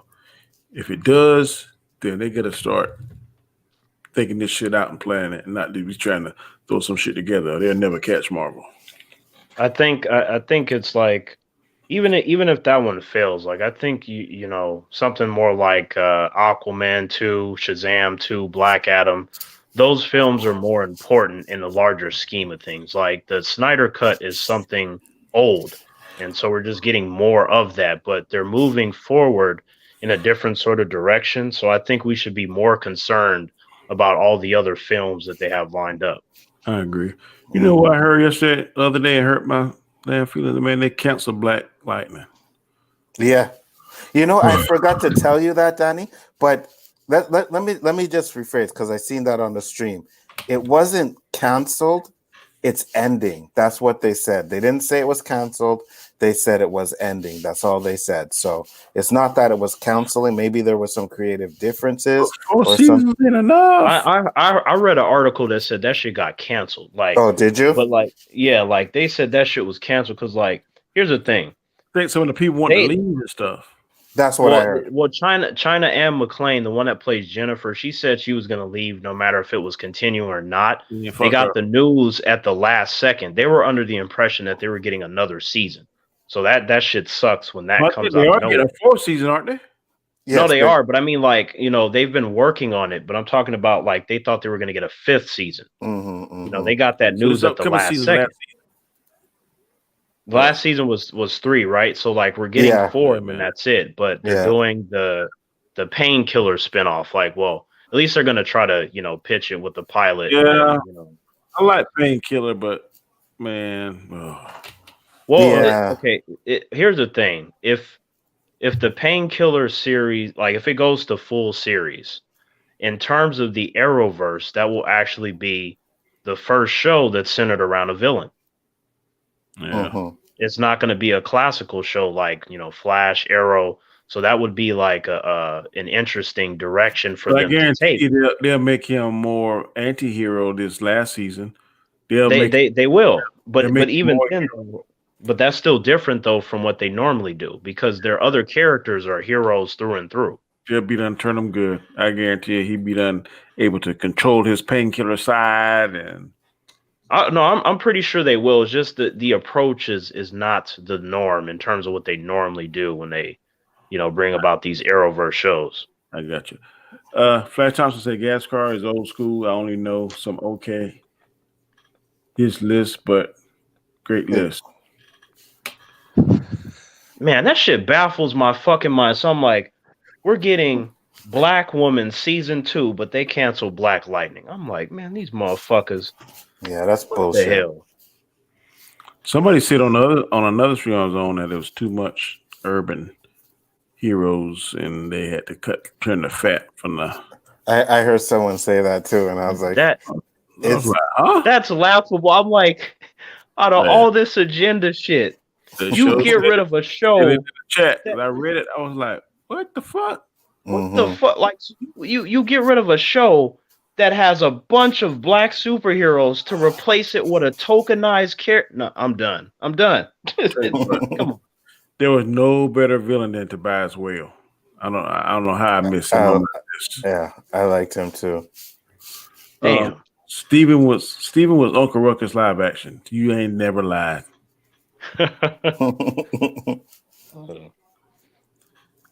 Intelligent Cycle. Gascar, very interesting picks and props for putting Littlefinger in Game of Thrones. Has some badass villains. Thank you. I heard something from Josh. I missed it. Yeah, okay, I did it. Okay. Danny AK Movie Vengeance. What the hell? Movie Vengeance. I told you, man. You turned into the Punisher, man. Dog. Great picks, Danny. Sons of Anarchy. If you're a corrupt cop, Danny is coming for you. I ain't coming for you, man. That's gonna be the teaser trailer. It's gonna be like they're gonna be in the tiniest house. They're gonna be like, yo, we gonna do this, and that. They're gonna hear the doorbell. They're gonna look, and Danny gonna kick it down like the transporter and shit.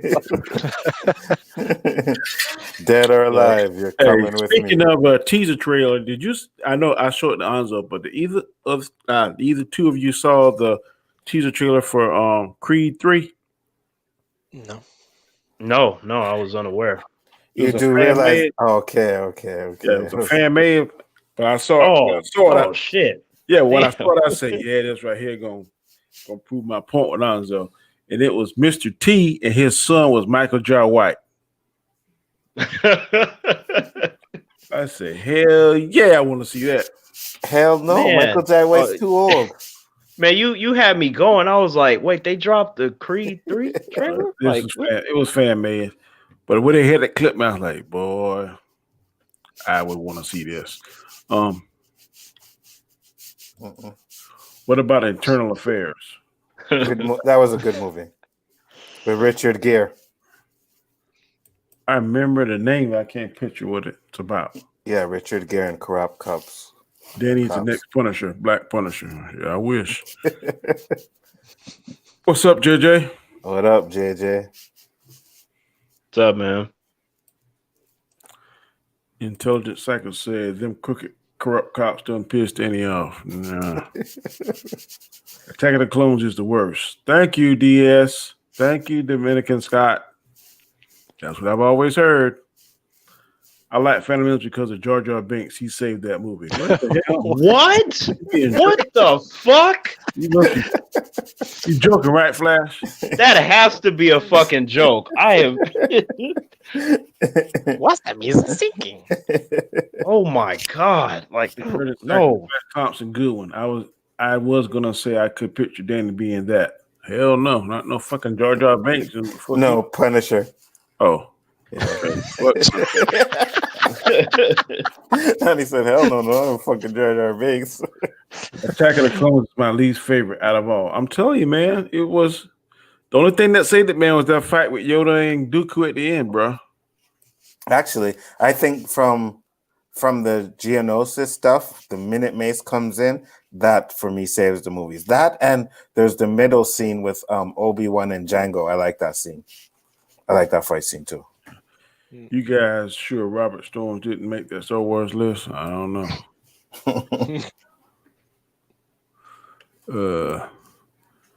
Good one, Josh. Josh says, thank you. I disappeared. I don't know what that means. Hey, what's in my light? Sorry for spelling, boys. Autocorrect got me. Sound good? It happens. It happens. Does the Zodiac Killer count as a villain? There was a movie. Zodiac Killer, yes. Sure. I'm Yes. pretty sure. Wasn't that Son of Sam? Yeah. Spike Lee movie? Mm-hmm. Dirty Harry was battling the Scorpio Killer. Oh, okay. Yeah. Mhm. Okay. Kavari said rumors as that Man of Steel 2 2. would be announced at the end of 2020 Brazil CCXP with Lee Wanell directing it. The guy involved with writing the Saw movies? Like really? Oh, that's who that is? Yeah. We'll Hey. see. He was also the guy that was chained up near the end of the movie when he's like game over, and then I will gladly go to see Man of Steel 2. Did anyone talk about Mr. Freeze as their favorite villains? I don't think so. No, not on my list. Maybe Maz, maybe. I think you know Maz. what? Like I didn't did. think about him. I didn't think about him, but like comic book Mr. Freeze is really good, or the one from like Batman the animated series. Right. If you're talking about that Arnold Schwarzenegger crap, then hell come no. on, that was great. Oh my Jim God. Carrey as the Riddler, that was the best. Oh wow. Man, I'm one of the biggest Arnold fans you'll ever talk to, but I couldn't back that, man. Couldn't do it. Well, could I agree with Gaskar. He was funny. That shit was Damn. trash. He was funny. He made me laugh and then cry after that. I'm like, damn, they can't do no better than this. Everything was one of those little pun jokes, you know what I mean? I was like, no.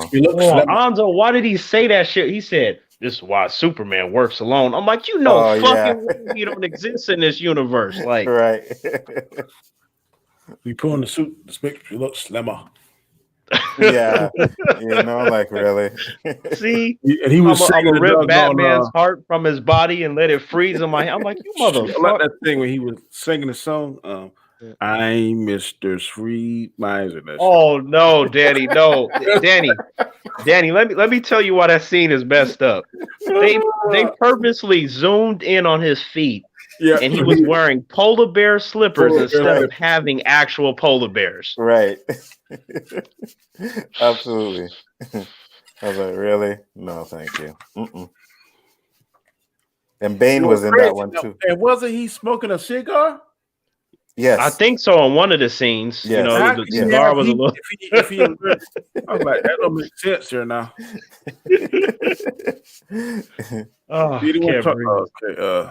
Zodiac, good movie, long but good. Yeah, it is a good movie. Danny Terrence going to end up on Dateline. How he turned into a killer. Let me tell you something, Flash. If I were to be one of these killers, as you say, they ain't gonna never catch me. Never. Terrence is the Black Dexter. You know. Dominican Scott said, "I've seen all episodes of Game of Thrones. I don't mind season 8. It is what is like it or not. It is what it is, like it or not." Mm-hmm. You can't do nothing but like it or not, because the damn sure can do nothing else. Ghost Fire, Jax Taylor. I'm telling you, man, Jax Taylor was a smart ass individual. Mm-hmm. Sons of Anarchy was awesome. I agree. They made a spinoff. Haven't seen it though. It's called The Mayans. It's not as good. Mm-hmm. I think it only got 2 seasons. I don't know if it's counts or not.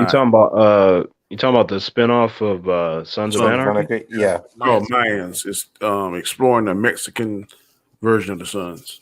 Okay. Oh, okay. That's what that was. I haven't seen it, but I heard of it. Okay. I got you. Mm-hmm. And Samuel confirmed it. Mayans was the spinoff. Yep. Okay. Kid up say, hey, everyone.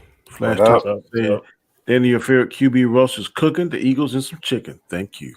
Thank you. So that means my whole week I only got one wrong. I'm telling you. I don't know what kind of deal you made with the devil. Yep, that's funny that Danny said, Anzo, now I picture you as Smallville's version of Mitzik Pitalik. Like he just knew all what was gonna happen with the sports and shit. Like one loss. What's that? I said one loss. Yeah, that's a deal with the devil there. Ghostfire said 20-9. That's the score. I just checked it. And Anzo, man, you got his swag too. Like, somebody come in like, oh, this player is gonna win, this team is gonna do this. He'd be like, is that what you think? Is that what you think? Like, I swear, I should have let Danny change his pick, man, because then I'd only be 2 behind you. I really should have let you change that pick, bro. But I've never ever heard that. As long as the game don't physically start, you can change. Once the game start, then no, of course. But yeah, but you see why I say that is because we had people like Roberto was picking off of you, right? So now if you change that pick, it's like, well, maybe he wouldn't have made that same pick. So I'm like, I don't know if I can do that. No, that ain't right. But what you gonna do? So here's what I'll do. I'll make a vote. We'll vote on it. Like that's what I was trying to do today. I wasn't like calling you out or anything. I want to make a vote. And if people agree, well, then I'll say, okay, no problem. As long as the game don't start, you can change it. So that's how I've always done it. And I was trying to explain in fantasy football, if your team hasn't stopped, you can change that player any time. But the minute that the other player played or your team has start, it won't let you change it. No, I get that, but what Chris was saying, if you make a bet, right? Like if I go and make a bet, once I lock in that bet, even if the games ain't start, I can't change it. Like if I go Sunday and I lock it, that's money. This is so when is it too late to do your bet? Like, well, we do it on Saturday. For me, well, if we're doing bets on football, I could do it right up until 1:00. Once there's 1:00, then I lose that bet. But then I can also make bets for the 4:00 game as well. So, and you can bet as much as you want, right? Yeah. Okay. Yeah. Okay. And then what you just said? Huh? You just said what I was saying. No, you could bet the 4:00 games, right? But what I'm saying is, let's say I made a pick at 12 and I put a 4:00 game in there, I can't change that game, right? I can wait and make a whole new ticket with the 4:00 games. But if I make a ticket with the 4:00 games in that 1:00 games, once the games start, I can't change it. Like I can't change that 4:00. Because that's pretty been stamped and money's pretty much been exchanged. Okay, now I'm confused. So if I were going to bet on a team, like who should I listen to, Danny or Anzo? Me, because I used to work for a sports betting place. Oh, yep, I got you. Because I don't know what I'm doing. They're going to like lead me in this wrong direction. Like, oh, this team is the greatest there is, Terrence. Okay. You guys know Bet US, right? Say again? You've heard of Bet US, right? Yeah, I used to work for them. I don't mess with my money like that. Oh, bro, let me tell you this, okay? Because when you're working at Bet US, you have account. You can check like people's accounts, okay? This guy, $50, 18 parlay, all underdogs, $100 and something thousand. He bet on all the underdogs and they won. 18 parlay, all the underdogs, $50. He won $100 and something thousand in that $150 bet. Damn. Well, I've been like, check me out, give me my check, and I'm up out of this sucker. Well, you see, that's the thing. We could only give out 5,000 a day. Right, so every day he was calling in. Okay, give me 5,000. Give him 5,000, and then he kept some money in, and he made more bets, and he ended up getting to almost $500,000. So Anzo, if you're working there, right, Anzo? Mm-hmm. Say there was some kind of computer error. I mean, would you be able to, Unfortunately, I wish I could have done something like that. But all the money transaction and everything takes place overseas. So 20 days. It takes 20 days to get $100,000 out at 5,000 pop. Man, for 20 days I've been blowing y'all up. If you open up at 8 by 8:01. 5,000. Yep. They don't want 5,000. Like clockwork. 20 days, y'all be tired of my ass. I swear to God, I'd be blowing y'all up. That's Give him the goddamn money. That's the only time where you can hear the phone ring and nonstop, and you just happy and shit. You know? Well, that's the thing. He only bets $50, and he ended up bringing it up to $400K. Like I was like, this guy was one of the best bettors I've ever seen on there because he, I guess, lucky too. You know what I mean? Because you know how hard it is to win an 18 parlay. Everything has to go right, and everything went right for him twice. You must have like had a premonition or something. I got one of my friends, man. He'll dream something, and then it won't be exactly, but it'll Me be too. close. I'll be like, man, what the fuck? How'd you dream? I mean, it's crazy. Yeah, He say you get the deja vu. before. He said, man, I had this dream about such and such and such, and I guarantee you about 2 or 3 days later, it'll be It happened. about 4 or 5 details maybe off. But other than that, what the hell? Danny, do you think like for example, like when I go to sleep, I see like just darkness, right? And then of course, you know, I wake up, the sun's out, and then it turns into nighttime. Do you think that's a premonition right there? Or? Phantoms on him, please. I'm like listening. I'm like, hey, at comment chat, do you think they'll recast Ben Affleck's Batman in the DCEU after Flashpoint? Say Ben doesn't come back and Pattinson stays in his own universe. Do you think they recast Batman 4, Justice League 2? Didn't he say he's coming back? I hope Ben Affleck is coming back.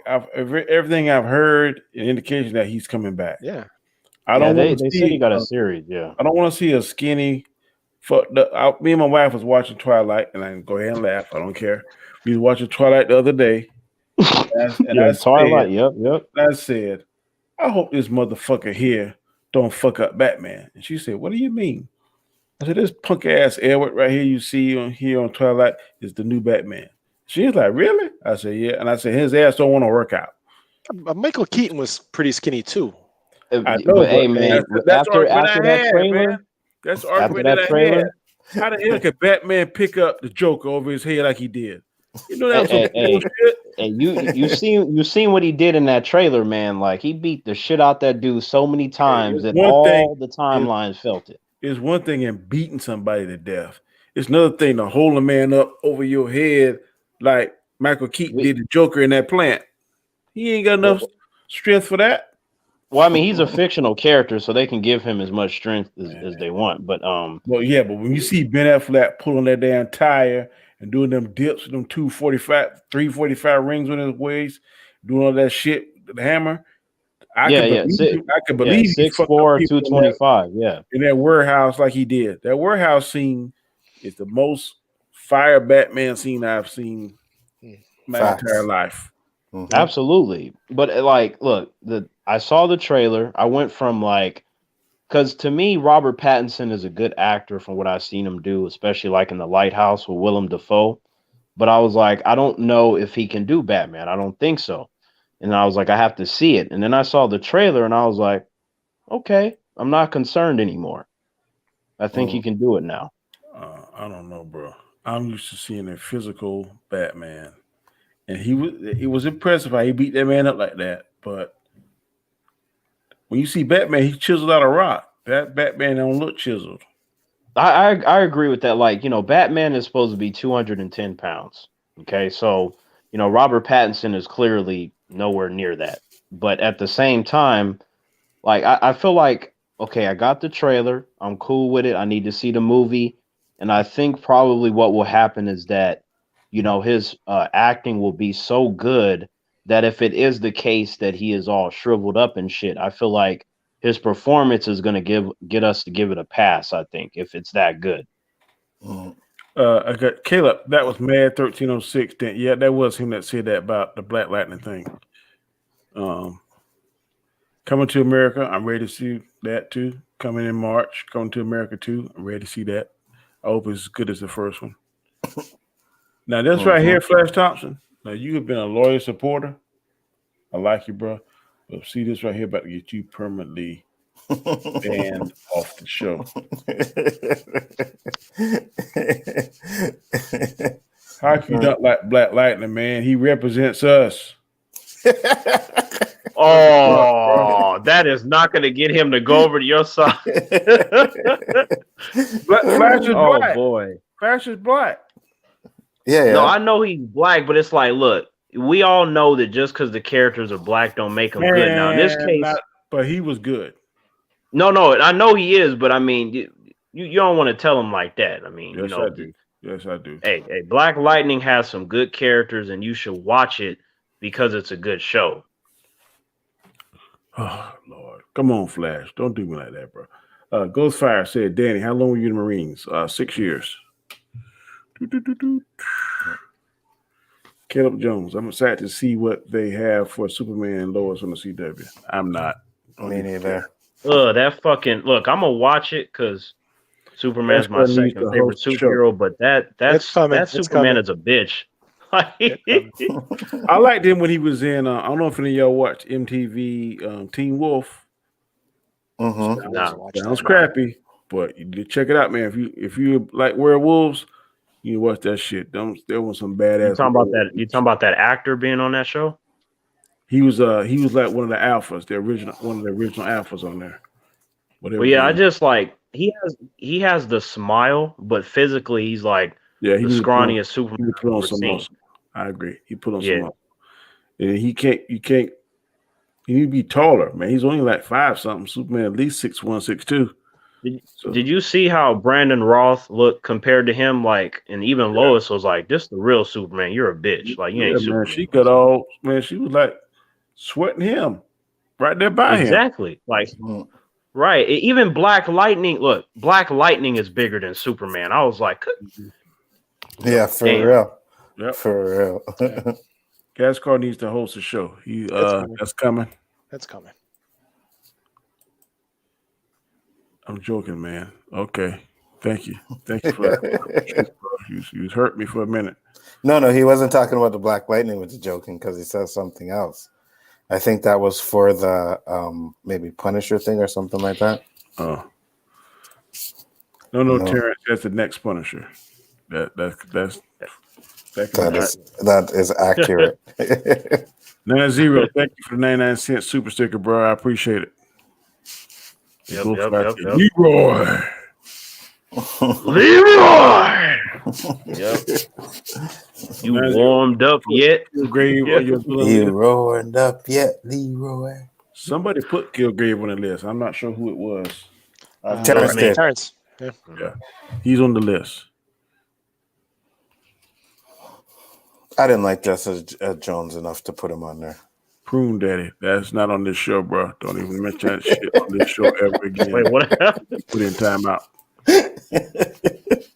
Prune Daddy. Kilgrave was good. Yeah, it was good. He was childhood guilty pleasure. Okay. I never thought I would see Kilgrave. I didn't think that they had again, the Marvel shows have nothing to do with Kevin Feige, but it's like because that wave started, I was like, man, we ain't gonna never see no shit like this, man. And then we got it. So, well, they get back the rights for those shows soon, I think. No, yeah, they already have them all already. They did. Daredevil was like the last one, so now Kevin Feige can, do whatever he wants. I think that he can make it fun.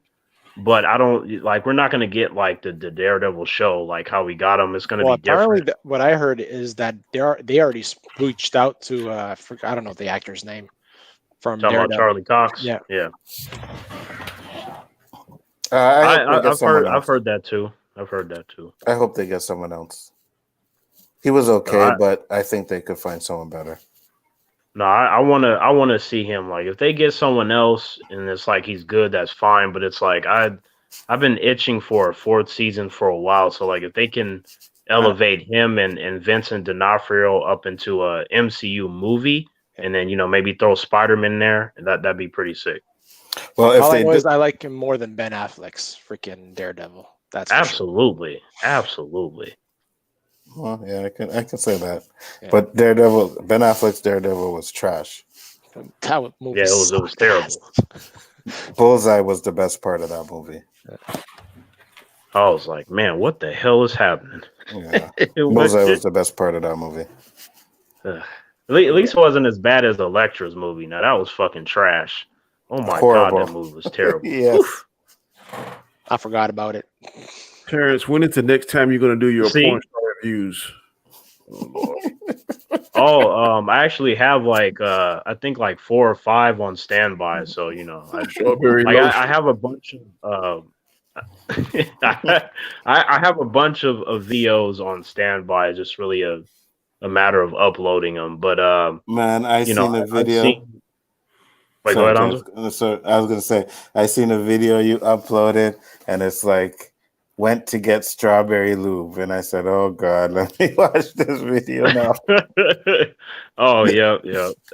I mean, just to let the individual know that said that. I mean, when I was a kid, that was like my goal at one point was to be a porn star. So like I consumed a lot of that, and I told my teachers I was going to be. Wait, hang on, Danny. Hey, hang on. Serious question, Danny. So, if I were a porn star, you wouldn't support me, like you wouldn't buy this. No, fuck no. Let me tell you that right now. I don't want to see your ass. No. I didn't see you have to watch him, but you wouldn't buy him to support your boy. No. Damn. No. Anzo, what about you? You wouldn't just like buy him and then like maybe throw him away or something like.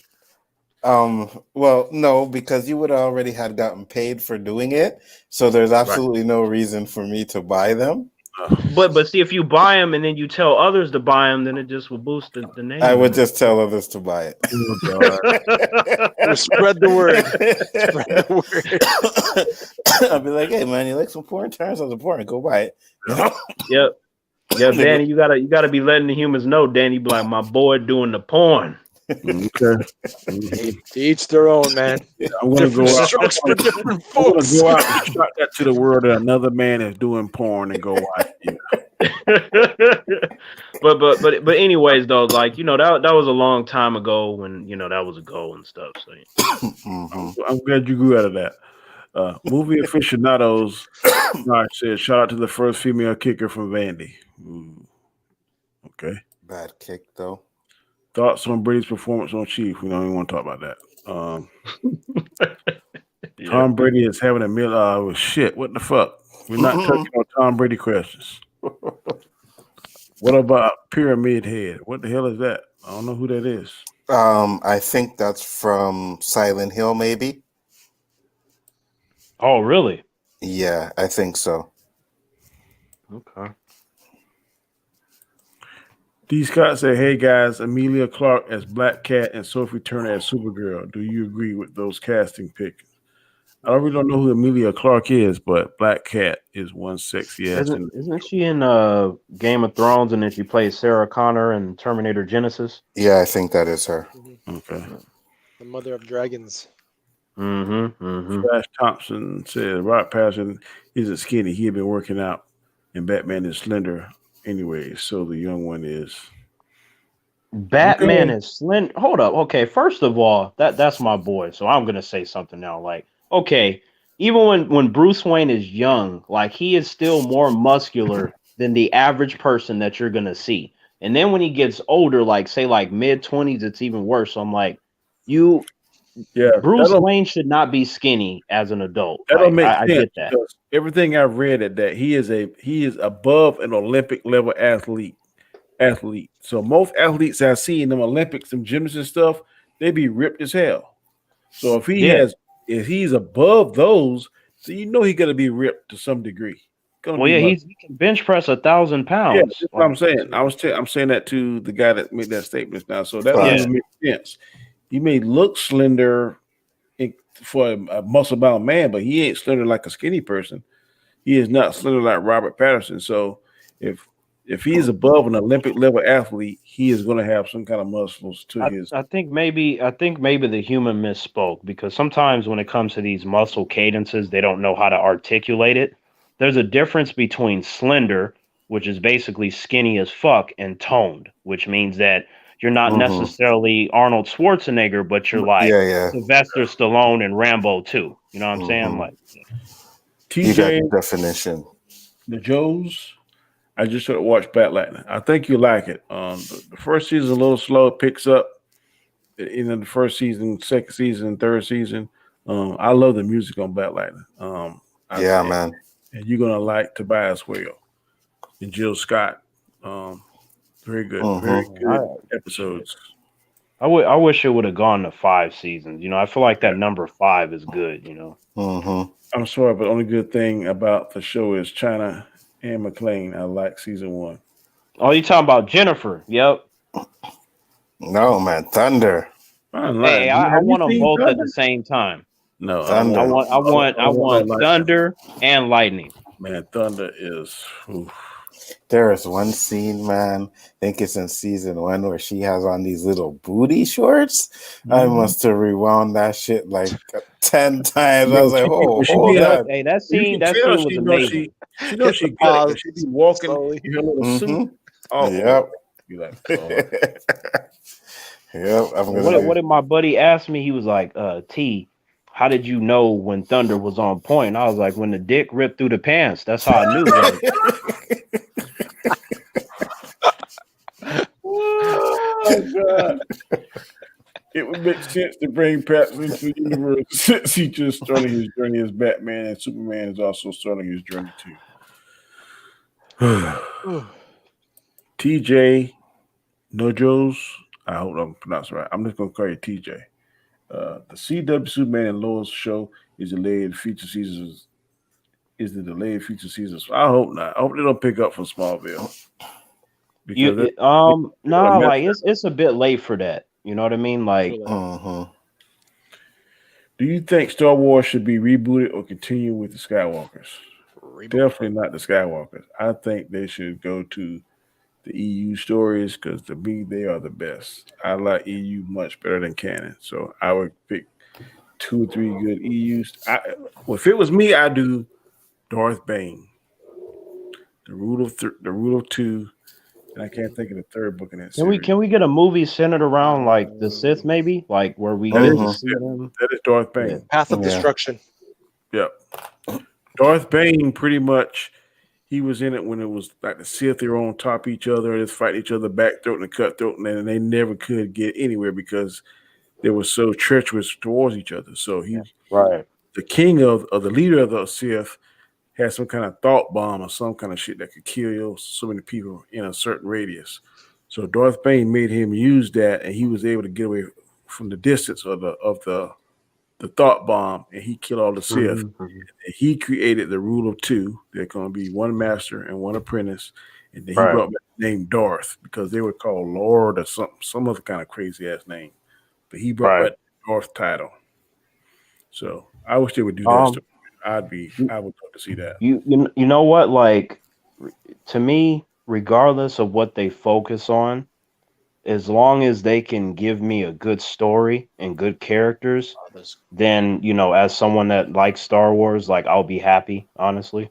And they got the source material because look at them little mini movies they be showing, like the Old Republic. You should see that. You should go see the Old Republic cinematic from the games. It's amazing. Yes. The Padawan, she got a double-edged lightsaber. Satil Shan. And she gives it to her master, and he was hell with them 2 Sith. But he finally got killed. But that right there alone, if they could build on that, I'd go watch it. That's the one I was talking about earlier. Darth Malgus. That's the one that he's there fighting with his master, and that's where he kills his master right after that battle. The one with the bald head. Yeah. Yeah. Okay. That suck as hell, bro. You guys are speaking Chinese to me. But there's one Jedi. You didn't see Hanzo? She stopped. You didn't watch that? Stopped the lightsaber with her hands. Yeah. That sounds cool to me. I mean, I'm down. I'm gonna send you that clip. You need to watch it, bro. I guarantee you be like, let's watch this shit today. They have one that's actually in order. How can you not like that? You say you're a Star Wars fan. Because EU stuff never appealed to me. It wasn't canon, so it never appealed to me. But you see, that's the thing. I was the same way when they brought back the Star Wars movies, right? With the new computer generated parts, in the movie. But then when I started reading the books, there was a guy that was reading them in college, and he gave me one, and I started reading it, and it was the first book from Timothy Zahn, Heir to the Empire. And I read it, and that was like one of the first books, because I was terrible reading books. That was one of the first books I finished like in 2 weeks. And he goes, "Do you like it?" I'm like, "This is amazing." And he goes, "I'm like, I in the leaflets it said all this, the timeline." And I'm like, "Do you have the other one?" And then I bought them myself, and then I got all into it. And then forget it, when the video came out, the old Knights of the Old Republic, the storyline in that was great too, with Revan. But for me, like I said, because once George Lucas came out and said these stories are not part of his universe, they didn't matter to me. So I never caught up with them. Sometimes they shed light on certain things that is canon. But it can't be, though, because it's not canon. So if Disney wanted to, they could change that. Sometimes it's kind of intertwined, because you'd be like, "Oh, okay." But it can't be, because it's not canon, Danny. So they can write it where it's kind of intertwined. But if Disney says no, that's not the case, then it's not the case. You know what I mean? So yeah, you kind of like Anzo. I feel you, man. Like I guess you gotta have to listen to the higher ups, right? Because I guess we can be excited about something, but that been my argument since day one. Which is what? That canon don't matter. But I never disagreed with you. Oh, you sound like you're disagreeing now. No, I never disagreed with. What I'm disagreeing with is you're saying that it intertwines with the canon, but I'm saying it may do that in the EU. But if Disney wants to say that doesn't exist, then they can say it doesn't exist, right? But Disney doing it now. They're taking stuff out of EU, they're taking stuff out of canon, and that's why I was saying the whole time. As long as they own it, there really ain't no canon. It's whatever they choose. Whoever they want to do, to plick out of there. Okay, I'm gonna do this, and this. But I'm saying to understand the movies now, if you read the EU books, you'd be more enlightened. Be okay, I understand that because I read that in such and such. And if you read some of the canon, you'd be like, oh, because Robert is more the canon reader. I'm more the EU, and I think Gaskar seems like he's leaning towards the EU more. Yeah. And with this kind of what's the word I want to use? Melding of the two. It ain't canon, like you said. It ain't true canon, but it ain't true EU either, because Dave Filoni is picking some parts out of this. Exactly. That's cool. And he's picking some parts out of canon that's cool, and he kind of melding them together. My comment was, if you read the EU and the canon, you will have a better understanding of this garbage that we get now. No, but what I'm saying is, what he's doing is, he's taking parts from EU, but he's taking those parts and making it canon. Doesn't mean he has to take everything from that situation. True. So let's say, for example, he takes the fact that Mando's armor can withstand the lightsaber, right? But let's say in the canon, there's something else, like it can't take blasters, but he could pick and choose what he wants from that and make it canon. That's what he's doing. It's not intertwining. He's making it canon, right? Because I was watching Mandalorian, and I'm like, okay, so Mandalorian was blocking the lightsaber with his armor, right? But in the episode before that, when the stormtroopers were shooting him, he was like, oh, and falling on the ground. But he was getting shot with that big freaking blaster rifle. I think it was because he was getting blast with the regular blasters. Yeah, but that's kind of like a bulletproof vest. It'll save your life, but you're still gonna hurt. Yeah, I think it was probably the force maybe of it that was like, fuck, that shit hurts maybe, but I don't know. But again, his armor's not everywhere, right? He has soft spots, right? Yeah, but they were hitting like the armor part. Like if you go back and watch, they're hitting him right in the middle of the chest plate. No, I get you, Anzo. I get you. I get Danny too. Like, if it can take a blaster hit, a lightsaber battle, that should be able to take a blaster hit. Like for example, going what Danny was saying, right? Like in the new movies, they talk about the Knights of Ren, right?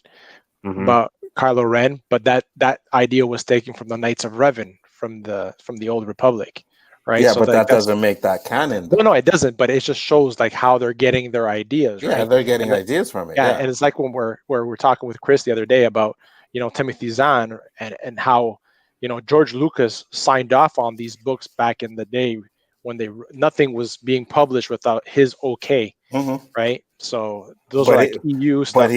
But he also came out and said that those books have nothing to do with his canon.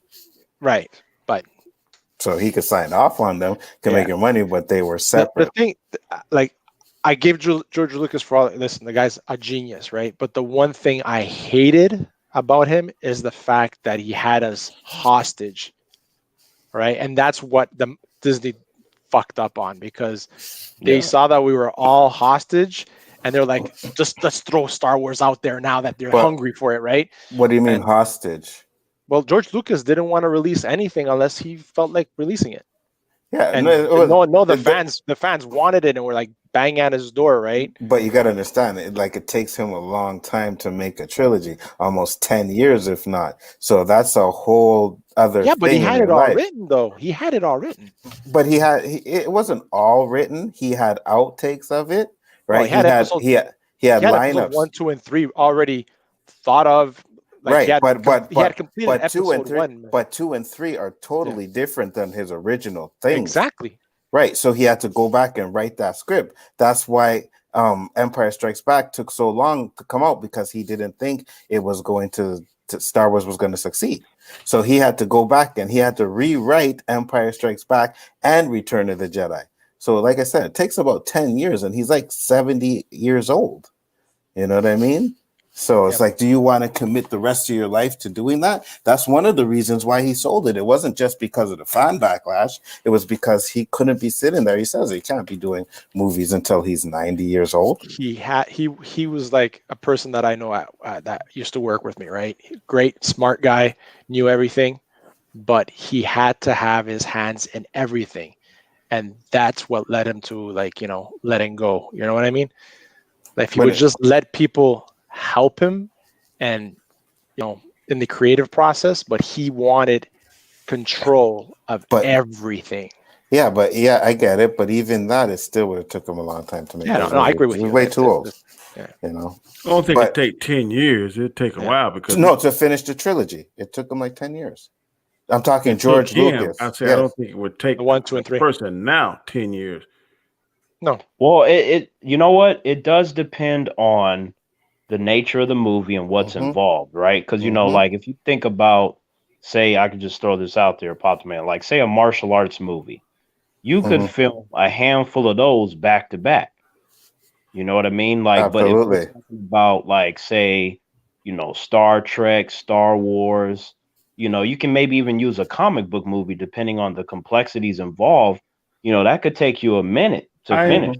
I'm not doubting it's going to take a while. All I'm saying is that the MCU did 21 movies in 10 years that were all connected. I was saying I don't agree the length of time it take him. Maybe the first New Hope, Empire Strikes Back, and Return of the Jedi, I agree. But from then on, it should have been a faster pace. Right. But Disney have writers. Disney had a directors and things for every different movie. George Lucas, it was just him. He had to write, he had to direct, he had to edit, he had to do everything. It was just him. But I agree with Jaskar. He should have let people help him.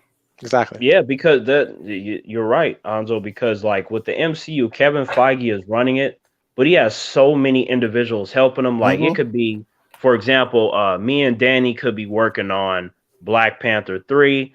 Anzo could be over here doing something with Shang-Chi, and it's all at the same time. Right. You know what I'm saying? And George Lucas was financing these movies himself. So he didn't have no big Disney company backing him up. He was financing them himself. So not only did he have to wait until the residuals from the first one came out to do the next one, he had to, you know what I mean? So it's totally different for him. Now, helping, I guess, but at the same time, as you can see with Mandalorian, as good as it is, the writing and everything is still not 100% like George Lucas would do it. You know what I mean? So, I mean, if that's your baby, you don't want no one touching your baby. You don't want no one messing up your baby. So you're going to take care of that baby and you're going to do it yourself. Yeah, like I get that, because if I made something, put something together, or I was heading a project, naturally I would want some help, to make it, possible for us to get more out. But at the same time, whoever I get on board with me through helping me through the creative process, I would want like-minded individuals to make it less likely that they would stray away from what I would want. You know what I mean? Exactly. And that's where Dave Filoni came from, though. He came from straight out George Lucas. Absolutely, he did. But he's still not giving us. I mean, he's trying, but you can tell he can't write them like the way George Lucas can write them. You know what I mean? And when you listen to the Star Wars dialogue, like you can go back to the originals and the prequels. I'm sorry, but the dialogue is totally different than anything the sequel trilogies has done. Right. So at the end of the day, George Lucas was writing his movies like those old 60s serials, and these guys are too young to even know what it's like to write like that. So, yeah, no, these, like, man, a lot of great points and insight. And, I just think the foundation of it is that, if you're a Star Wars fan, we just want good material, you know what I mean? And absolutely. Yeah, absolutely. That's why I liked that last episode, because it felt like Star Wars. I even watched it again today, and I'm like, I lost my shit watching that, boy. Oh my God. I watched Force Awakens maybe twice. No, 1.5, because I can't get through it. I watched Last Jedi maybe once and a half, because I the second time I try to watch it, I can never get through it. Last Jedi, Rise of Skywalker, I watched it once, huh? You watched that at your house? Which one? Last Jedi. Yeah, we did actually. Yeah, we watched it there too. That's where you got me all like, oh, fuck, this movie sucks. yeah. I was like, this is horrible. So there's that. Then there's Rise of Skywalker, which I only seen once. Rogue One, I'll watch the last 10 minutes of that one. And Solo, I will never, ever, ever put that movie on again. Never. I'll never put on Solo again. Never. I think I've only seen Rise of Skywalker twice. Yeah. I've watched at least you've seen it twice. Well, I couldn't do it. I tried. I'm not saying I didn't attempt. I tried. Actually, a lie. I saw Rogue One 3 times. Okay. Rogue One, we're talking about from beginning to end, right? Yeah. So in terms of Rogue One from beginning to end, I've probably seen it, I want to say maybe 5 times, different groups of friends each time. 3, I'd say probably 3 of which was in the theater itself, and the other 2 or 3 times elsewhere. Actually, I did watch Rogue One once again.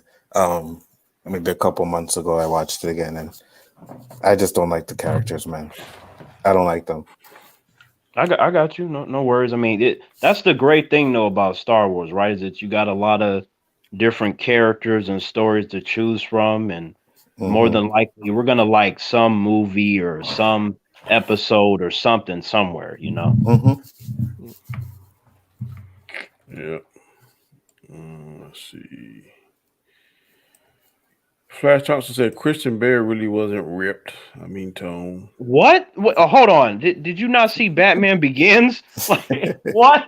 Hold up. I don't know what you're talking about either, but I thought he was pretty ripped. Alfred made a mention about what you do all those bloody push-ups for if you can't break this wood or lift whatever. He was buff in Batman Begins, and then over the course of the trilogy, he got smaller. And if you notice, I have to, I don't know if you guys do this, but for me, I've been working out for 18 years. So I really pay attention to body composition. So I can tell when somebody didn't drop 10 pounds of muscle. I'm like, he's not as big as he was in this first movie in comparison to this one kind of stuff. You know what I mean? I can really see it. It doesn't make the movie bad or nothing like that. It's just that's something that I can notice. Yeah. 90 says, was the movie where Batman fights Jack the Ripper any good? I haven't seen that. Oh, hell yeah. You talking about Batman Gotham by Gaslight? Yeah, Man, I've Danny. seen it. I've seen it, but I haven't watched it. I've seen the previews and stuff, but I haven't watched the movie. Is it Danny, new? It's like no, it's like it's back kind in of the old. 1700s or something. Oh, When it came out, like probably a couple years on, so I want to say it's not like too new, okay. it's not too Okay. old, but like I think Danny Onzo, if nothing else, man, the fight between Batman and Jack the Ripper, that is some shit for you right there, man. That was crazy as hell. I'll check it out. Caleb Jones said Gascar is Clark Clint, Danny is Steel, Onzo is Mr. Mixoplix, and Terrence is General Zod. Okay. All right, I'm not gonna argue. Like I would very much, if I could get humans to bow down before me, that would be pretty dope. Of course, especially if it's a female, right? Yeah. Oh, absolutely. She's gonna be bending down for a different reason, but What if they started a movie trilogy with Star Killer oh yeah, that would be fantastic. God, I wish they'd do Star Killer. Star Killer from Force Awakens? Yeah. I mean Force Unleashed? Yeah. Force Unleashed. Yeah. That would be nice.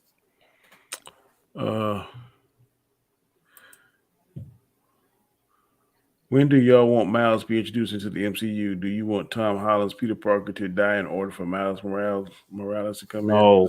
Well, they already spoke. Well, wasn't it his cousin or something that was in the first movie, Spider-Man movie? Supposedly, yeah. But what they're saying now is that every single Spider-Man is a part of the MCU.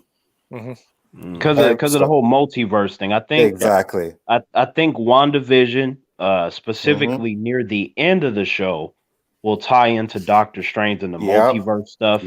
And then by the time we get to Spider-Man 3, which is rumored to be sort of like Into the Spider-esque, into the Spider-Verse thing. But like, we saw the uncle of Miles in Spider-Man Homecoming. Okay. Yeah. And we know, the whole Prowler situation and all that. But like, I don't think that Tom, his version of Spider-Man, should die because, we're talking about he's barely coming up on his third movie. I have yet to see him do something on his own. Like, I feel like he has so much more development. Like, there's no reason to just kill him. Like, you can bring Miles in, like, you can introduce him. Like you can introduce him and then focus on him later, but you don't got to kill Peter right now. On the cartoons, Miles and Peter work together on the Spider-Man, so they could go that route. Right. Absolutely. I think they could do different routes. I think it's a bit too early to get rid of Peter Parker. I feel like that's kind of in the same vein to me as T'Challa. Like certain characters, I'm like, it's too early for them to be gone though. Yeah. Man, I was watching Into the Spider-Verse the other day. That movie is so fucking good. Yeah. And if you watch the beginning, and I didn't notice it the first time around, I think maybe because I seen it on a bootleg version, but when they're talking about the first Spider-Man, they show scenes from Spider-Man 2. Yeah. Yeah. And when he's walking on the street dancing. Yeah, and then where he's in the restaurant and the car comes in when Doc Doctor. Shit, man. Man, that Onzo, man, that movie was so good. Afterwards, I started flipping off buildings and shit, man. I was hyped. I was down. And then George says George didn't have technology to do the prequels. That is correct. Not until the 1990s. That is correct. Onzo is spitting out facts. He always does. Always do.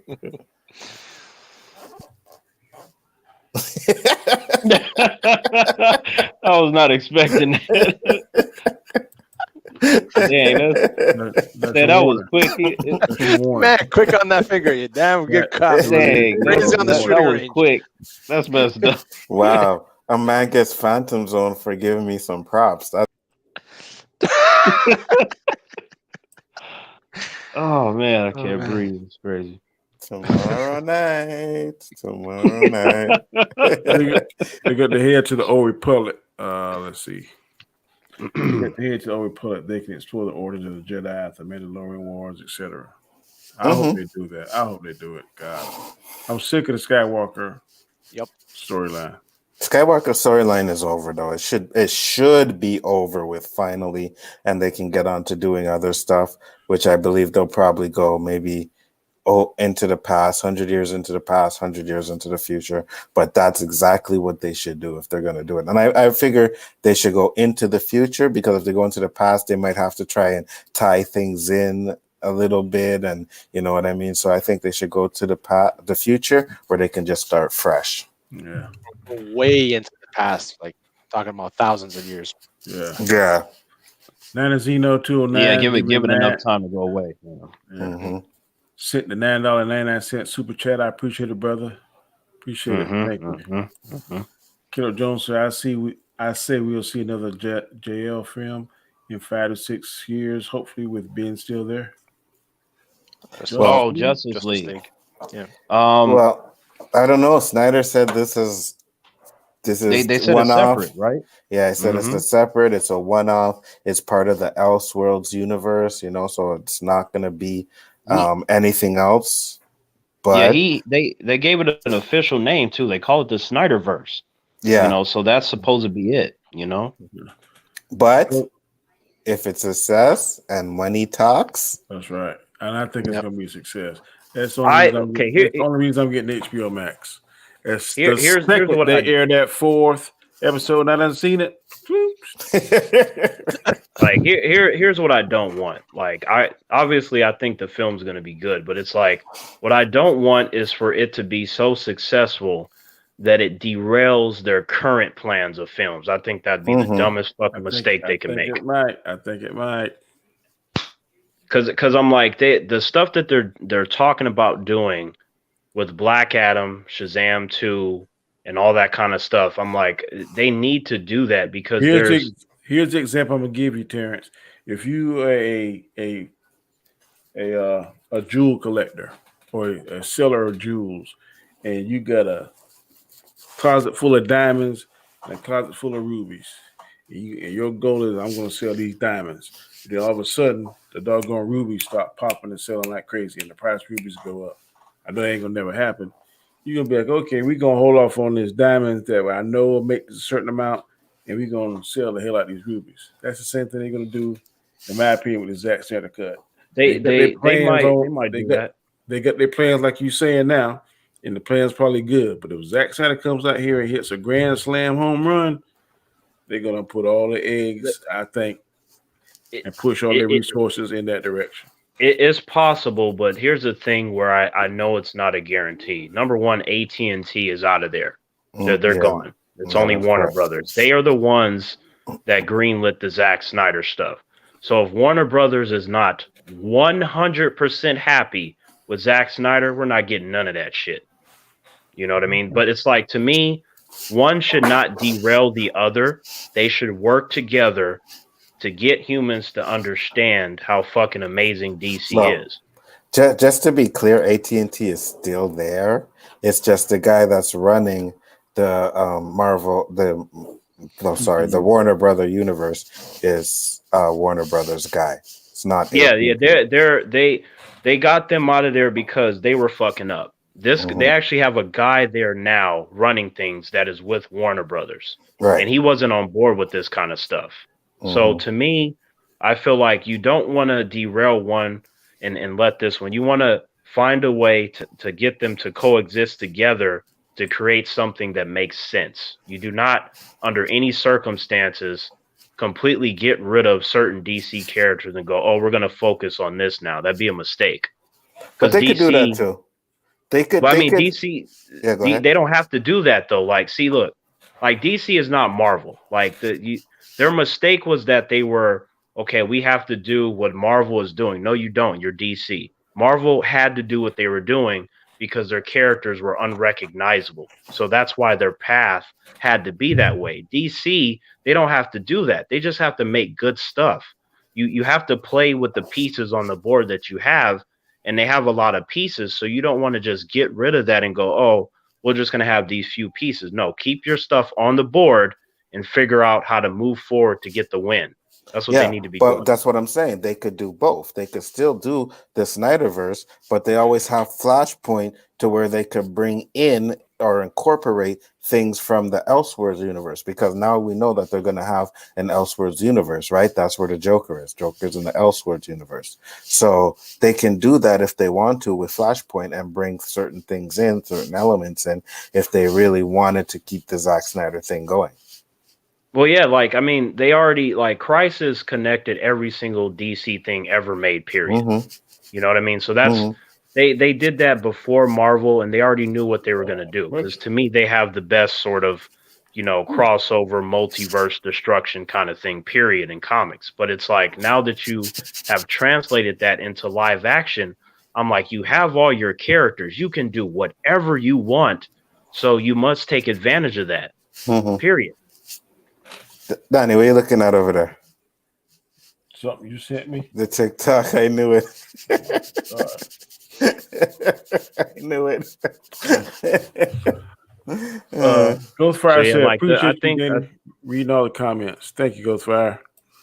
I think Flashpoint is going to erase certain things, some of which, you know, some will be able to predict, some of which will be surprising. And like the potential for Flashpoint to be the greatest comic book film is all there. It just really comes down to the execution, especially with the time travel shit. If they can get the time travel shit down and come up with a story that's compelling, they will crush everything. But they have to get every mark right. They got to. Flat Trump said, I think Wanda will be the villain of Doctor Strange. She's going to be evil and go crazy and mess the multiverse with her powers. That's what they said. Yeah, they did say they were kind of pulling from, you know, House of M, which is not really canon, but it's like, if they specifically use that, then I'm like, oh, okay, that could be interesting. I hope that they, you know, play it up in a good way. Like, I don't want because I don't want no fluff, you know? Yeah. Because y'all know, like, even if she does be bad, it's only going to be like for the beginning of the movie. Then they're going to turn her back good again. So of course, yeah. We see, that's the thing. Like, I can't predict that. Okay, they're going to use this character and that character necessarily and stuff. But it's like we kind of get the vibes of how the MCU goes. So a lot of stuff we will be able to predict. You know what I mean? That is correct. Yeah. Nazino said, great show. Thank you. We appreciate it. Ghostfire said he agreed. Flash Thompson said, you didn't get HBO Max because of Lovecraft Country? No, I did not. I love Lovecraft Country. We're in the middle of watching with Anzo and Terrence. A little sidetrack. I plan on finishing that, but I did not get it because of that show. I only watched that show because Anzo and Terrence told me how good it was, which I do agree it is good. But I did not mean to beat up my friend because Danny stopped watching the show. I didn't mean to do that. And you know what's funny, right? Because I remember me and Terrence were talking about this movie, you know what I mean? And I was like, yeah, the movie was good. And he kept bringing up Lovecraft Country. And I'm like, oh, fuck this guy and this Lovecraft Country shit. You know what I mean? Like, it's like, oh my God. So I said, you know what? I'm going to watch it. And Terrence was like, yo, if you watch it though, don't be like, oh, Terrence made you watch it. You know, if you're going to watch it at your own will. I'm like, why, Terrence? You don't have confidence in the show or anything like that? He's like, no, I just don't want you to say that I made you watch it. So I was like, okay, whatever. And then I watched it, and I was like, "Oh shit, this is fucking good." Shit. I got one better than that. That first night, I guarantee you, the first 45 minutes, I wasn't paying attention to none of that shit. I was like, man, why the fuck Terrence and damn, I was gonna be watching. Damn, this shit. Danny ain't had no confidence in his boy. He like that fucking Terrence. I mean, shit, stupid and slow. Shit, when them suckers went to that woods, them damn things. I was like, oh shit. That shit is wild. So I just say, if you can get past the first 45 minutes, you will like it. That's all, man. Just wait until you get to the last episode, because I think I thought about the last episode for like 2 days straight. I was like, yo, I can't believe they fucking did that. And I'm like, no, man. I'm like, I can't believe they did that. I kept saying it over my head, man. Yep. Did y'all remember a movie? It starred Ben Affleck, the guy that played Apocalypse, the guy that played Mandalorian. They're like mercenaries or whatever. Yes. Yeah. I just saw Oh, that. My what was son that told me called? about it Sunday, It's a good movie. and he's like, Yeah. "Dad, you ain't gonna believe what's gonna happen." And man, when it happened, I was like, "Why the fuck did they do that?" I hate them kind of Mhm. movies, man. I hate them kind of movies. See, that's why when you had that reaction, Danny, you was like, "Damn, what the hell?" And I was like, "Danny, you ain't seen nothing." Like, Hey, you just keep them saying that. damn, I don't know what the hell they were. They had like 100 eyes on their back and head. Mhm. Dumb suckers was fucked. And the fact is, like when you watch that last episode, it's the last one. So you're like, what the fuck, man? Like, Right? really? If they don't continue, Anzo, I'm gonna be like, "Damn, You know what I what the mean? hell?" And then Yeah. like that damn the fucking ghost in the house, man. That's Mhm. sucking. Oh my. Mhm. That shit, yeah. Get out of my house. Yeah. Just you wait, Danny. You know what though? Like the way homegirl was getting away them ghosts and shit, man. I feel like humans be yelling at me sometime to be getting out the house and stuff. Hey, if I ain't gonna work Wednesday, or was it Thursday we was watching? If I ain't gonna do nothing Thursday, we watch episode 4. That's fine. Because it Yeah. looks like there's going to be no storms live, right? So No. for a minute. Yeah. What you mean Black Adam was canceled? Where'd you hear that from? I heard it was postponed. Yeah, Indefinitely. it was halted due to the virus. Like it's No, it's no, halting no, a no. lot of things. No, It's it was put on hold indefinite. Yeah. Yeah. Yeah, but they didn't cancel the movie though. No, they didn't cancel. That's not Just canceling. used a different word. Yeah. Yeah. Yeah. What do you think the next villain episode will be about? Get the Seeing Stone or a side mission? It's gonna be another fucking side mission. I'm telling you, I just hope that the Jedi that we see will have a purple lightsaber. That's all I'm gonna say. Man, I tell you what, watch that shit be Mace Windu. Watch that shit be Mace Windu. I don't think it will be. Everything's saying I would love Skywalker that. for some weird ass reason. I hope it's Now neat. that Skywalker we saw with old boy that played Winter Soldier.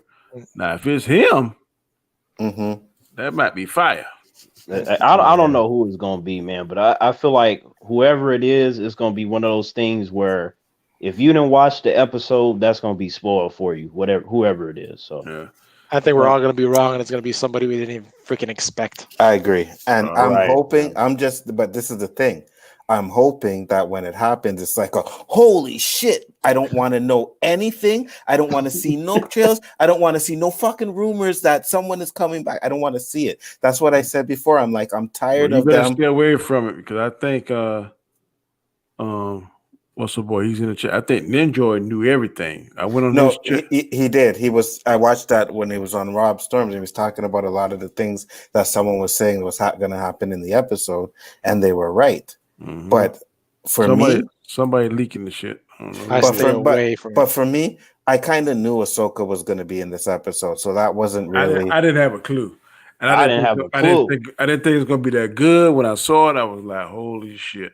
It's about fucking time." Well, we said that on Storms Live a few nights ago that I was like, "Oh, the next episode was going to be Ahsoka," and you guys were like, "No, I don't think it's going to be the next episode," and which it was. So the next episode was the one that we saw before. I mean, I heard people saying it and speculating myself. I didn't know for certain. Okay.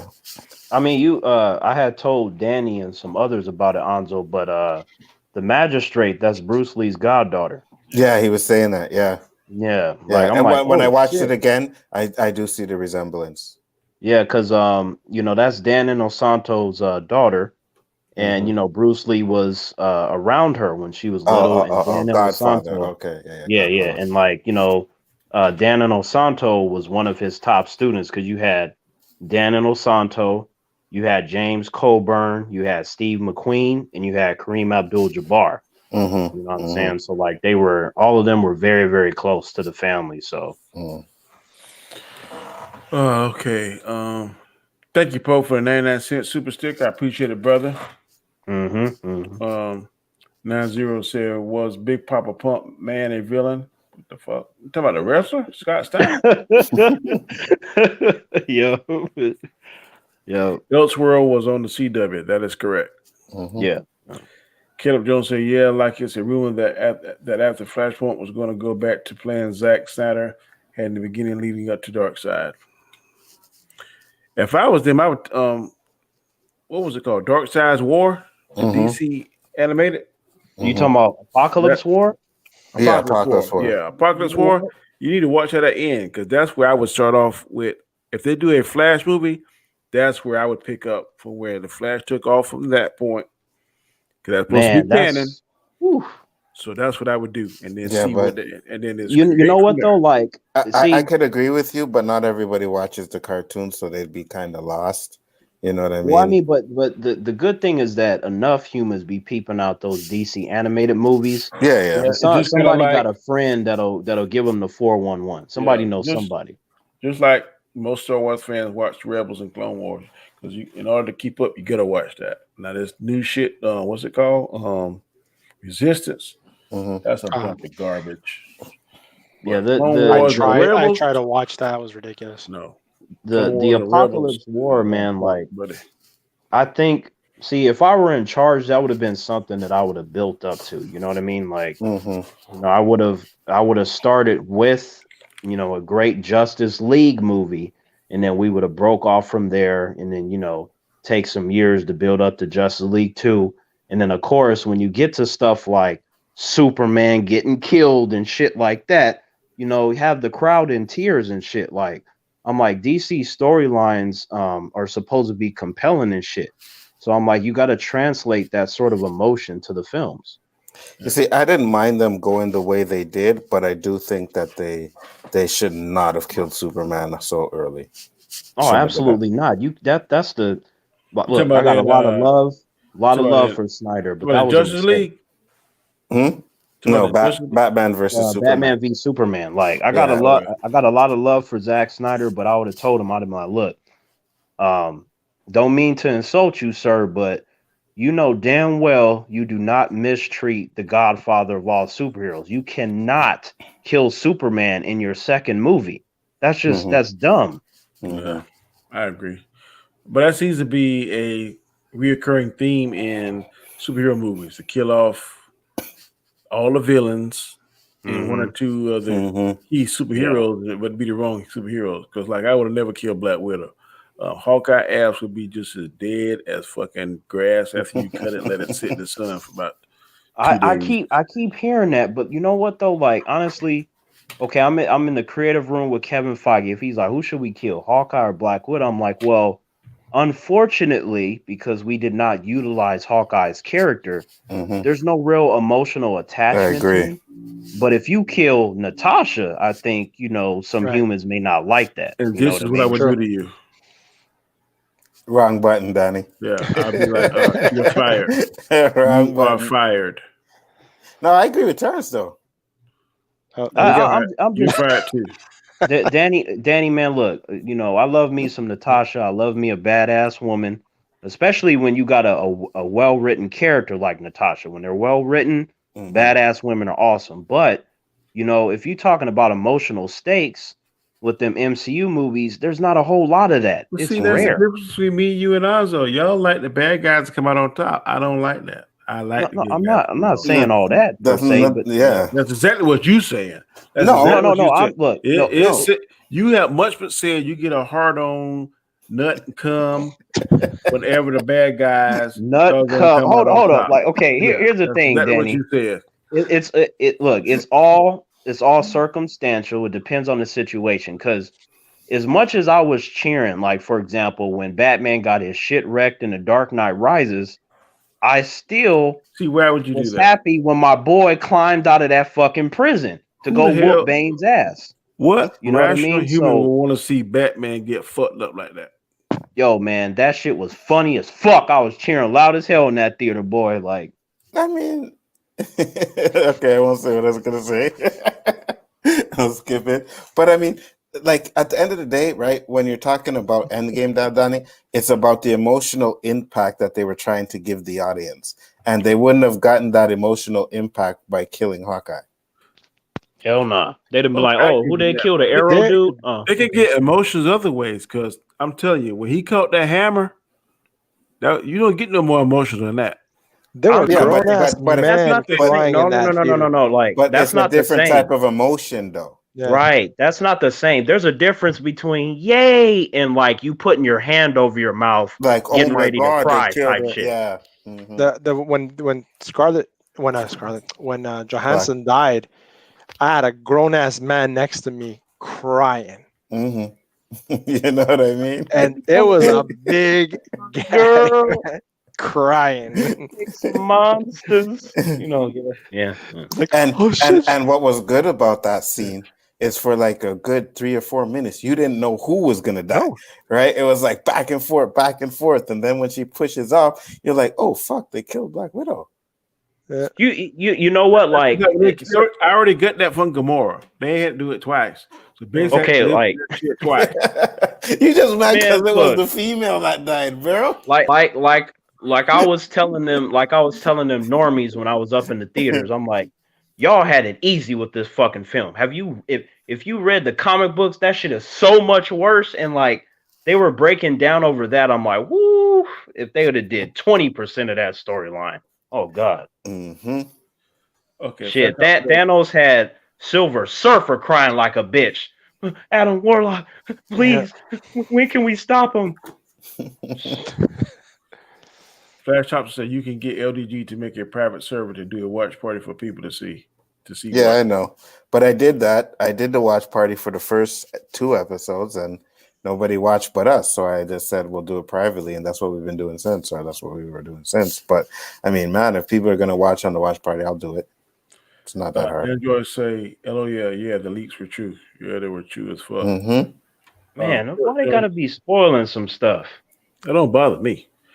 Man, y'all like how? Okay, I know y'all are relaxed, but look, I don't want to hear nothing about. Oh, did you guys hear what happened? No, I didn't hear nothing. Hey, Wolverine is gonna come out and he's gonna jump off the tree and attack the Hulk. I will punch somebody in the fucking throat for ruining that shit. You see, because I knew Ahsoka was gonna be there, the rumors didn't really they didn't affect me. But the next episode, I don't know if there's gonna be someone, and I don't want to be watching a YouTube channel as well. There's no one really special in this episode of Mandalorian. I'm like, no, or oh well, guess who's in Mandalorian? Wow, Mace Windu shows up. I'm like, no, I don't want to fucking know that. I want to be surprised. So, man, some of these YouTubers are assholes though. They're like, okay, they know you're not gonna necessarily click on the video if there's a title, but they put that fucking picture there and it shows you everything. Right. Name 6 Avengers you want to be a part of the main Avengers team for Avengers 5. Mine is Black Panther, Spider-Man, Captain America, Sam Wilson, Captain Marvel, Doctor Strange, and She-Hulk. I really don't care. Yeah, same. Captain Marvel. But Captain Marvel ain't gonna be on it. I can tell you that. No, I would say She-Hulk all day over Captain Mediocre Marvel. Mm-hmm. Flash Thompson say Nate Robinson NBA career will be forgotten because Jake Paul knocked him out till he died. I heard about that. I didn't peek that out because I don't give a shit about it. I didn't watch it, but I blame Nate Robinson's what's the person? The trainers? His boxing coach? No, not the trainer. His agent. Because his agent should have had enough foresight to say, look, Mr. Robinson, Nate, come on, dog. Right now, you are known as like the shortest person in NBA history in the slam dunk competition 3 times. You know the Ryrie, you was on the movie with Uncle, what's his name? Uncle Drew. You got notoriety, man. You're well liked, you're popular. You don't need this. You don't need this because if it turns out wrong, you're going to be the means for the next 3 to 6 months. And I but Nate Robinson, I done seen about 5 or 6 years. Nate Robinson probably needed it, bro. You know, it doesn't mean he has the type of money he has. I'm not saying that, but I'll be like, man, put me on Dancing with the Stars. Put me on. Well, keep me relevant. That was an issue. Issue was his training. His training was really bad because he just went in wailing like a little child. Like you had to have seen it, Danny. Like it was. I've seen some of the highlights on the. But I'm just saying, dog. If you want to stay relevant, there's much safer ways to stay relevant. I don't think it was about staying relevant. Is it true that they said that Tyson would have put up better of a fight? What do you mean? I saw the fight. Tyson won compared to Nate. When Tyson hit Roy Jones Jr. Yeah, that body about 3 or 4 times that combination. Roy had enough. And every time Tyson would get going a little bit, he damn close. No, motherfucker, you ain't cracking my ribs. No. Danny, did you feel that too, man? Like when he hurt Roy that first time with one of them body shots, Danny, somehow I got a bruise on my body. It didn't make no sense, man. Tell you, man. Roy was still holding his chest when they were his rib when they were doing the interview. You could see him had he had his hand out. But someone was like, "Oh, Tyson can still go. Let's give him a real fight." I was like, you really saw that fight and said Tyson can still go? No, man. They were winded after the first round, bro. Tyson not so. I didn't see Tyson. I saw Roy more winded than Tyson. He was, but Tyson was winded. No, Tyson was winded, bro. Tyson was in better shape. Tyson was in better shape. I've seen enough to know that I wouldn't get my ass in there for no less than $50 million. I see that. I see enough of that. I wouldn't have got in there with either of them. Mr. Graham, how much going to take you to get the ring Mike Tyson? For 8 rounds, at least $50 million. $50 million is my bare minimum. And I guarantee you, I'd be running. I wouldn't be hugging him. I'd be running. He would literally have to damn chase me. Yeah, man, you'll be a fool to challenge him in his environment. Like, he's a boxer, right? So, not to mention, they said they made the ring smaller so they would have less room to move around in. Exactly. Fuck that. So I want to regulate. You'd be a fool to do that. Like, you'd be a fool to go up against someone that's all they do is box, and whether it be that you're a martial artist or an average person. Like, I'm like, no.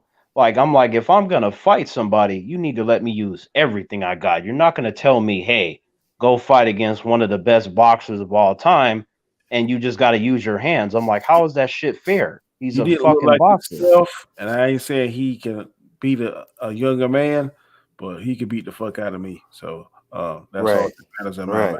Right. Yeah. Like if you're gonna give him a fight, you'd have to give him like maybe a Holyfield, someone around his age. But you can't think there that Tyson's gonna go up against one of these young cats and win. Give me a 2x4, and I'll go in there for $2 million. Well, wasn't it that Holyfield started training after he saw Tyson training? Yeah, I heard that. Yeah. Yeah. Say you're fired, Danny. Sounding like Trump. You support him? Fuck no. You out your damn mind? I spent $50 on the Tyson fight. I should have. I think Hanzo. I ain't gonna say nothing else, but I just thank you. Yeah, man. Hey, Niners, I'll tell you. I'd have been just off if I'd have paid $50 for that fight. I had a private chat, man, and I was like, yo, you guys want to come watch it? People came in to watch it, so you were more than welcome. Villains always come on top, Danny. You're crazy. No. Well, but here's the thing. Here's the thing I found to be funny. I noticed this when I was a kid. In comic books, most of the time, the villains win is because of their hesitancy or them going into a speech is why they get their asses whooped. That's how that happens. Ghostfire. I'm a fan of Predators 3. I don't think not so much Anzo. I'm not sure about Terrence. I never asked I'm sorry. Geshkar, his opinion. But I am a big time Predator. Predators 3. Predators I thought was good. Not as good as the first and second. Oh, you talking about the friend? Well, here's the thing. Predators when they were on the planet. Mm-hmm. Oh, that was okay. To me, I like the first one the best just because of the environment, the characters. You didn't know the Predator. You had to find out and stuff. And then the sequels were more of the same, except we already knew what it was, like, say, Predator 2. Like, I enjoyed that, but not on the level of the first. And then you get to Predators, I thought was pretty good, but still not anywhere near the other two. And then you get to the more recent one where I was like, who the fuck thought this was a good idea? How dare you make this? The last one had potential to be good, but it just totally mishandled. Yep. Yeah. Like, okay, so I'm going to tell you one part about the last one that really fucking bothers me, right? Remember when at the end where he's on the ship and the shield comes up and he's hiding like underneath the shield? Yeah. How the fuck is he breathing? What is he breathing? Right. What is he breathing? I feel you, man. And what you're talking about? How long was he in there for? Because if there's still, you can still have air in there for a while. Remember the Predator? I don't know. He was in there for a minute though. Yeah, But remember at the end of the Predator when the ship is flying off, right? Him and the black guy go on the ship, Yeah. right? The shield comes up. He ducks down. The shield goes over him, and it cuts off the black guy's legs, and he falls off the ship. Yeah. But he's in the ship under the shield for how long? And he can breathe. I'm like, where's the oxygen coming from? Right. Man. And then why do they want? And they going after autistic child because they want to implement that into their DNA. I didn't understand that either. Oh man. And then like the AVP movies, right? Like the first one, I was okay with the first one. Yeah, me too. Like it was just okay. My girl is in that one, so that's Annihilation. You talking about? Yeah. Like it. That's my girl. So. I thought it was okay. I was surprised that the Predators were so fucking stupid, with the exception of the leader. Like just how they were going about dealing with the aliens, which is basic play to them. That's like the aliens to them in comparison to everything they hunt. That's like some white yellow belt shit, and they were getting wrecked by that. Like that bothered me. I think they were young Predators, but no, they were young. But no, man. If you read the comics, the aliens hold their own against the Predators. Man, like in the way that they presented that damn history, I'm like, no, there is no fucking way that these Predators should be getting killed in dumb ways. Without the laser gun, I'd say yeah, but with that laser gun, that's a very, very big thing. And it wasn't even that they held their own. I'm like, first of all, you mean to tell me, because there was that scene where the Predator used its net, you know, that's supposed to cut through the person. If you do that shit to an alien with this acidic blood, it's gonna go through that and then kill you. And it just stood there and watched instead of pinning it with the net to give it a few seconds to pull out a weapon and fuck that alien up. Like they were dumb as shit. Like if it would have been like a back and forth, intelligent, choreographed kind of fight, I wouldn't have had a problem with it. But they were just doing stupid shit. No, I can't agree with that. Nana Zero sent a super sticker, another super sticker. Thank you, sir. I appreciate it. Intelligent Cycle said, from my first list, Scorpion Killer from Dirty Harry as a deranged madman. Okay. Rank the Predator movies, not including MVP, bro. Shit. If we're not including that, I'm gonna say Predator is 1, 1 is 2, and Predators 3 is 3.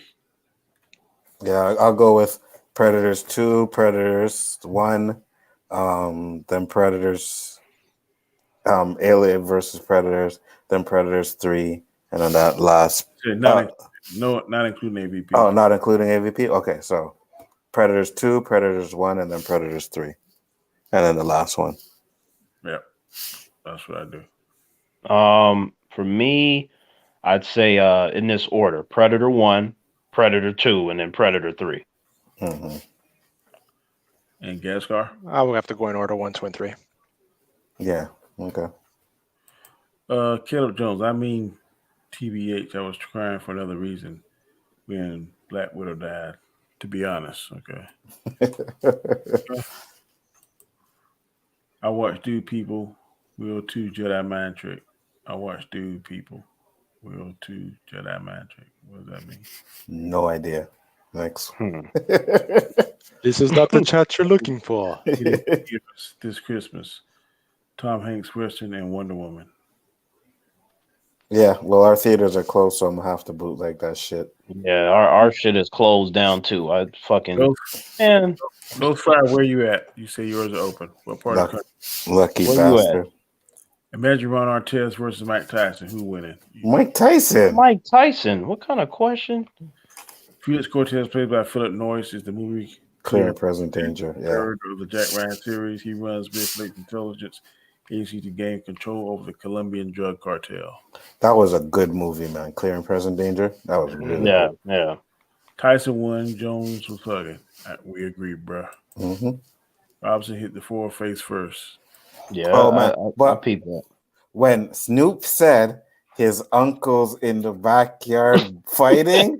Oh my God, I was rolling. And Snoop Yeah, me too. smoking, That shit was throwing me blunt off. on TV. I'm like, what the hell? What's that? He had a blunt. Yeah. He was smoking on TV. Yeah, that's Snoop, man. Like, Mhm. you know, Who's the better boxer, Ali or Tyson? I'm Ali. going with Ali. Better Ali. boxer, Ali. More powerful, Tyson. Two different styles. Yeah. Yeah, two different styles. To me, Yeah. like, to me, Ali had that what we That's call like boxing Jordan, LeBron, IQ. like, That he had that boxing IQ, man. Like, Yeah, that shit was- absolutely. Nate Robson's career has been forgotten, and him stepping to the boxing ring a bad career move. He became a laughing stock, not by Jake Paul of all people. He I did. totally agree with you on that. But you see, the thing is, it was a bad career move. But at the end of the day, he went in there with someone that was actually training for a few years of boxing. You know what I mean? And you can't have 1 year of training, or how many, even if it probably even wasn't a year of training that Nate had. Shit, when you know that ain't your forte. Yeah, absolutely. Exactly. It's Absolutely. stupid though. Like I blame his trainers because I'm like they're stupid to me. I blame him because at the end of the day, he made that decision. Yeah, but they're a part of that too. They could have guided him better because I'm like, when you are dealing with someone that does that all the time, right? Like I'll even put myself in an example. Like if someone's like, "Hey, T man, it's time for you to step in this octagon," I'm like, first of all, like I need you to give me 1.5 years to get back into the condition that I was, on top of a little more, because it would be foolish for me to step in there with this fucker that does that 24/7. It just doesn't make sense. Well, guess what? The trainer ain't getting memed on and embarrassed across the country. He is.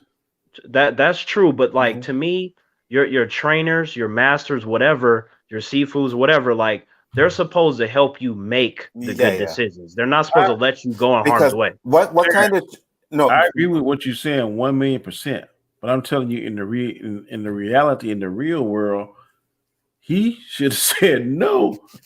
Right. Yeah, of course. Yeah. Because at the end of the day, if it go bad, his trainers ain't gonna get blamed. Or if they do get blamed, we don't know who this fucking trainer is. Oh, it's Danny Graham. I don't know who the fuck Danny Graham is, but I know Terrence. And Terrence, for the next 6 months, is gonna be every damn meme on every damn sports show. Oh no, it's gonna be a lot. It's gonna be a lot longer than 6 months. But my thing is, I agree with you. Like, you know what I mean? You don't get in the ring with someone that's a boxer like that. But also, if you watch the way he's fighting, like he had no training, bro. Like really and truly, I don't know what his trainers were teaching him, because he wasn't coming in with, like, he wasn't guarding. He didn't keep his guard up at all, and he was just coming and swinging. Like he would come up and he would just rush swinging like Right. Like who. Right. You know like I saw the highlights, Anzo, because like I said, I didn't want to fight better than him, and I had no training. I believe you can. I think Danny and I don't want to butcher your name. How do you say your name again? Geiskar. Yeah. Okay, yeah, like I think all of you can definitely, box better than what I saw, because there was nothing there. Yeah, exactly. I can't. I'm like, you have no skills. I'm like, when you can't do the basics. Like, you can't block the Danny. He wasn't blocking. At least you're coming in with your hands up, especially when you're not trained in it. You're gonna come in protecting yourself. He was not. I agree and believe what you said, but I'm saying in this world, he had a bunch of yes men. Oh yeah, man, you can do that. Yeah. He didn't have honest people in his corner. Yeah, he probably That's what I'm saying. Like, what he wanted to hear. That's the first thing I would do if Anzo said, "Danny, hey man, I'm thinking about doing such, and I see your opponent looks. Let's just say Mike Tyson. First thing I would say, Anzo, bro, have you bumped your head? Do you see what this motherfucker is doing to this bag? That's gonna be you." As your true blue friend, I'm gonna say, look, man, hey, you're a grown man. I got your back. I'm gonna be there. But man, that looked like an ass whipping. Now I'm gonna tell you that. If I see your skill and you do it, yeah, man, I think you got a good chance doing that. But somebody, his brother, his mama, his sister, lied to that man, and now he got to pay for that shit for the next 6 months. Like, that's his trainer's fault. Like, look. As someone's trainer, right? I'm going to the locker room to get some ice. like how Van Dam was doing, and I see fucking Tung Po back there or Ivan Drago, I'm like, no, we call him to fight off. But I have a chance. No, you don't. No, we're calling the fight off. You try to do like that, but his brother wouldn't listen, and look, he ended up in a fucking wheelchair. Right, he didn't listen. Like he was just like, oh, no, I got this. Can he move like me? I was like, let me tell you something. It don't matter that you are faster when you're than your opponent if your opponent, number one, has better striking techniques and has more power than you.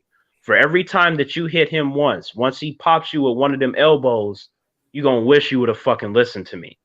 And that's what happened to him. And it, like, you got to learn to not be egotistical. You just can't do that.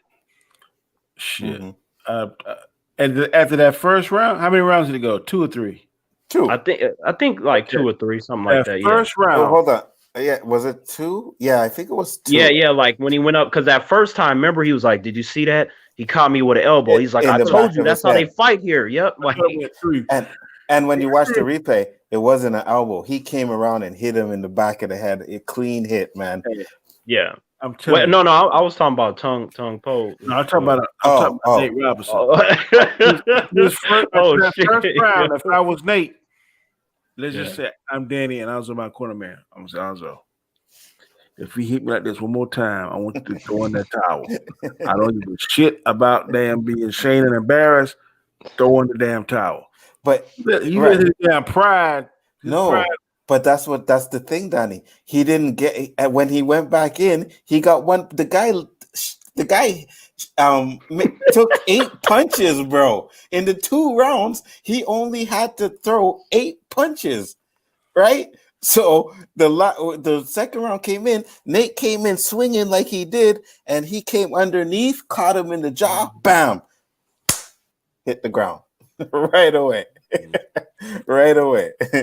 I guarantee you, there ain't no state I'll be in now. I'll be out country. I'll be in South America, Australia, somewhere. You know what? Like, I don't want weeks. to speak for him. I don't know how he's feeling, if he feels embarrassed, but like, you feel like a punk. I'm sure he feels embarrassed. Yeah. Right. Like, I mean, like, I'm guessing, you know what I mean? But I don't really know. But my thing is that, you know, if he was planning on making that a regular thing, then you have to be able to swallow defeat. Otherwise, that's not the place. That ain't defeat. That is the ass whipping. He got destroyed. But I'm just saying, like, if he's talking to his trainer, like, "Hey, you know what? I want to do 10 fights." Well, you know what? You know what's bad about it?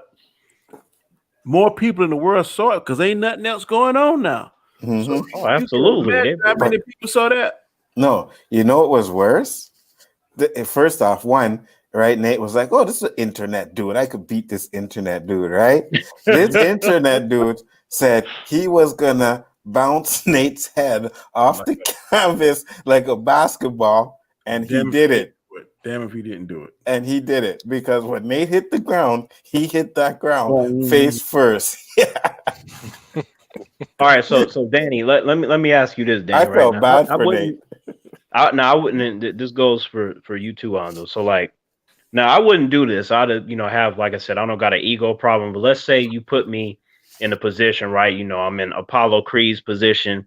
You know, I'm saying Ivan Drago's, doing this thing. I'm getting wrecked. And I told you guys, no matter what, to not stop the fight. Do you feel like you would do it, or you would try to listen to me? Or you'd be alive talking to this conversation? I bet that's Rocky. He should have thrown that fucking towel in. Yeah, I'd have thrown the towel in too. First that man, like, throw the damn towel. Shit. You can hate me all you want to, but you're at least yeah. It's like, but in that position, Rocky, like I felt bad because it was like he was like, okay, maybe he can, and it's like he didn't know what to do, like it just that first because point, he was a fighter. He knew. Yeah. Mm-hmm. You know that, man. Mm-hmm. You know when you can say, okay, I can take this. When somebody hit you the right way, your pride got to say, okay, motherfucker, okay. Okay,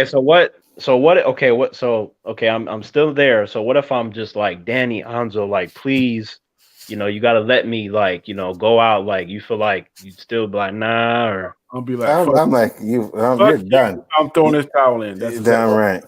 Okay, what if the tears were coming down? I don't give a shit. And I was like, Hanzo, 2 more rounds. No. You rather live or die.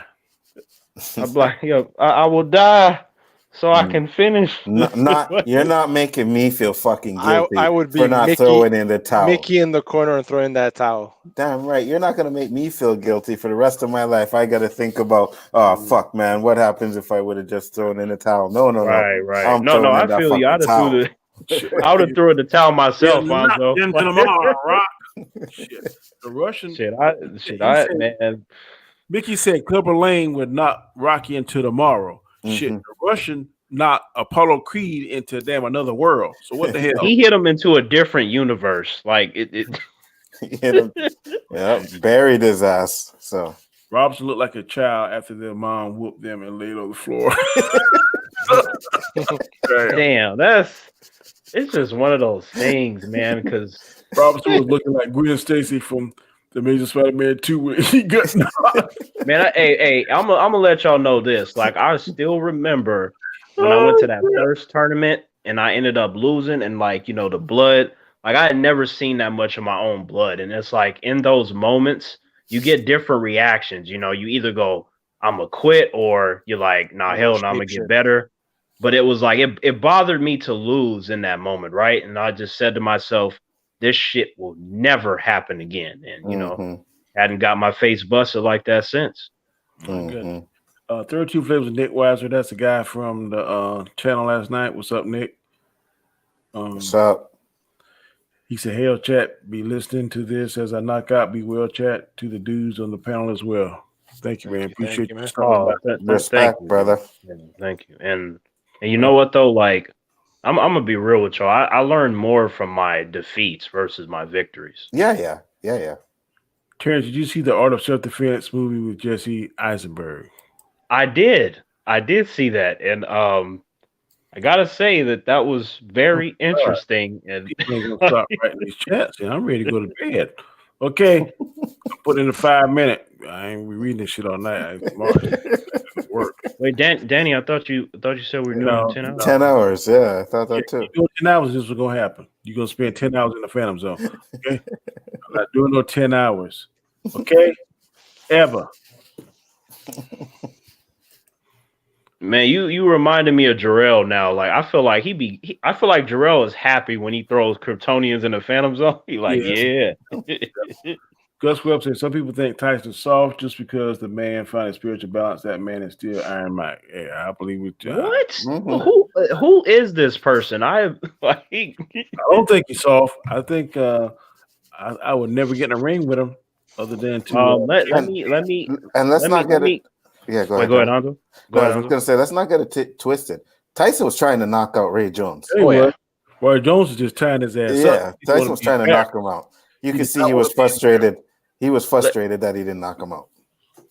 Let me shine some light on that person that left that comment, because if I think about the most badass motherfuckers that I know, let me shine some light on you.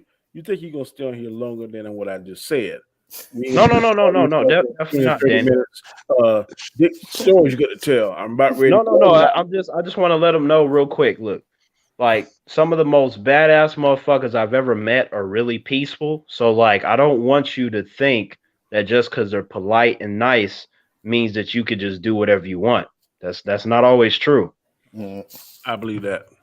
I believe Michael J. White will quietly whip your ass pretty quick. Yep. Yeah. Nick got knocked out like how Thanos knocked out Captain Wakanda in the Infinity War.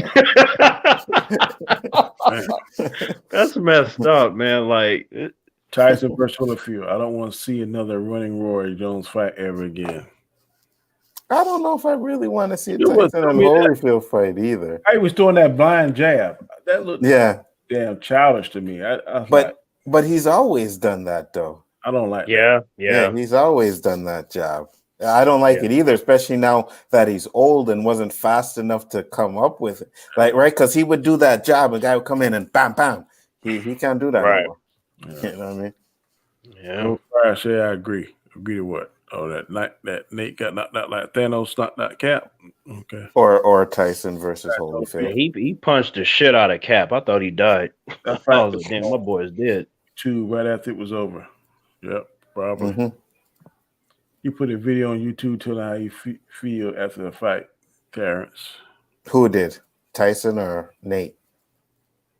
Because if I was Nate, I wouldn't be showing my face on YouTube. I'd be in a different country, bro. Yep. He said he did it for black culture and to prove athletes can fight too. Well, he prove athletes can fight. So, like, okay, comment about he want to prove the have you?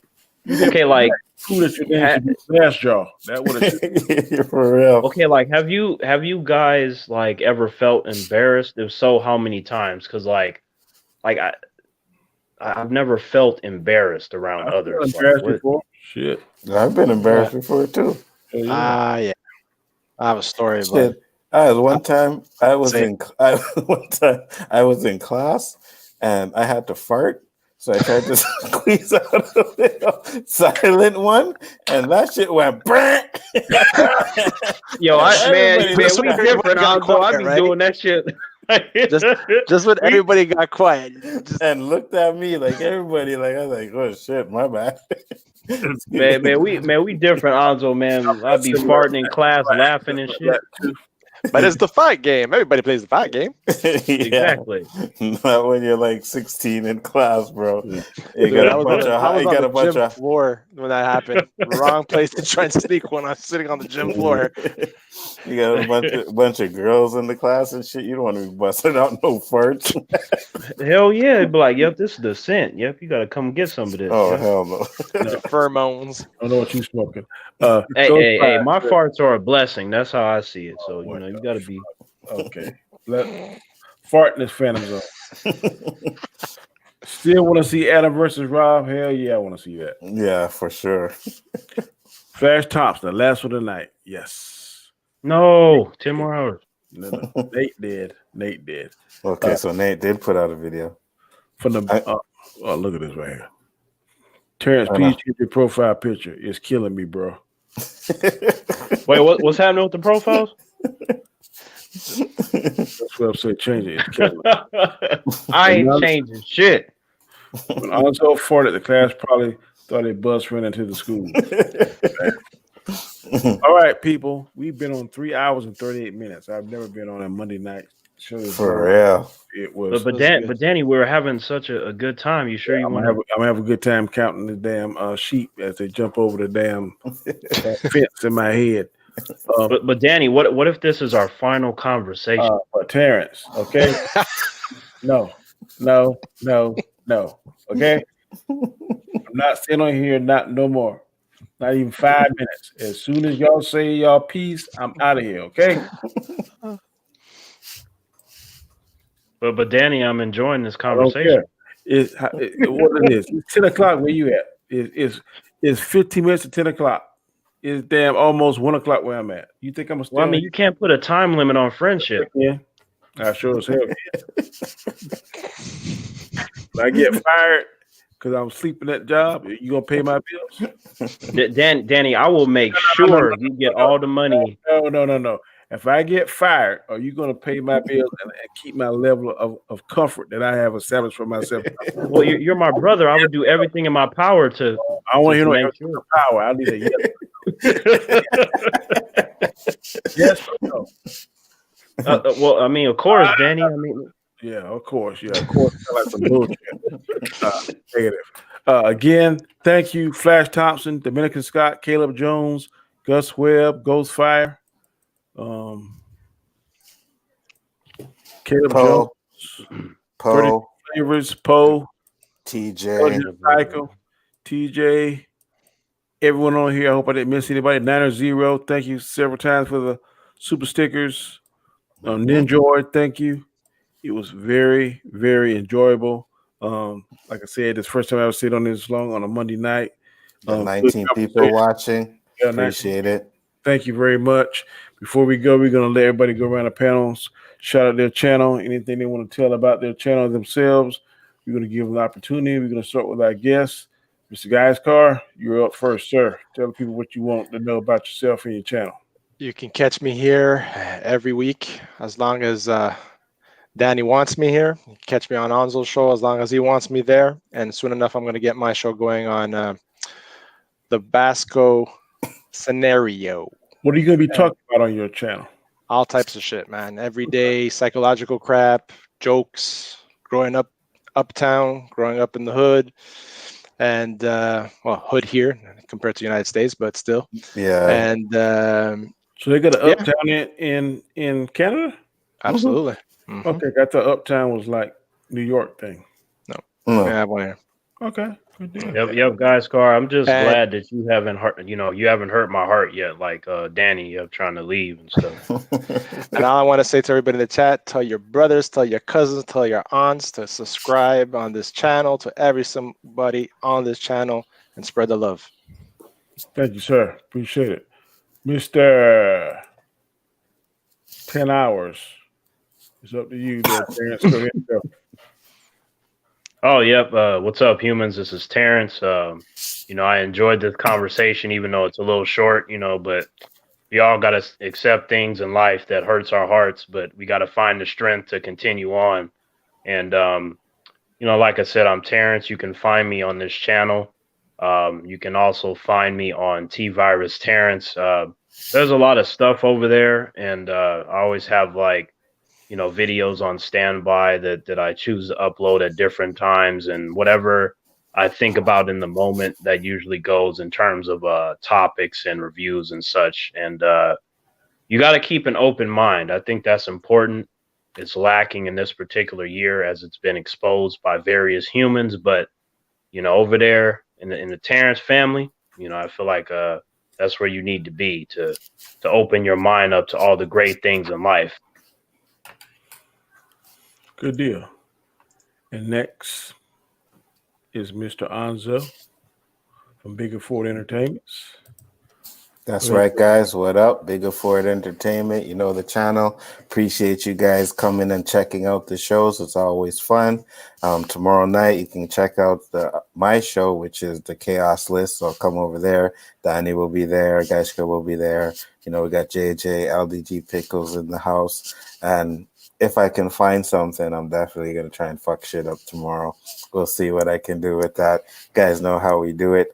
But again, appreciate all the love. I appreciate everybody coming to check us out. Subscribe to everybody on the channel. I'm pretty sure most of you guys are subscribed anyways. But like Aishka said, tell your friends, tell people, hey, come check out Chaotic Conversation, Chaos List, Rule of 3. We're here to try to entertain you guys, give you something fun to watch when nothing else is on TV. Much appreciated, guys. Peace. Good deal. And I am, of course, Danny, a.k.a. Comic Chat. This is my show, Monday nights. It's called A Chaotic Conversation. We are currently in our 4th week of doing our top 50 villains. So please catch us next week with the top 10. I'm very interested to see who made that. Of course, tomorrow will be on Anzo's show, The Chaos List, which is a very entertaining show. You have 3 questions that we pool, and I'll tell you what you might get from there. Rule 3, another show that we have along with Chris Knight, who was on the show with us earlier. And of course, we have Square One on Saturdays. You can live and kind of take a bit of a hiatus, but it's still one of our babies that we're going to do. This time right now is really crazy for me on that.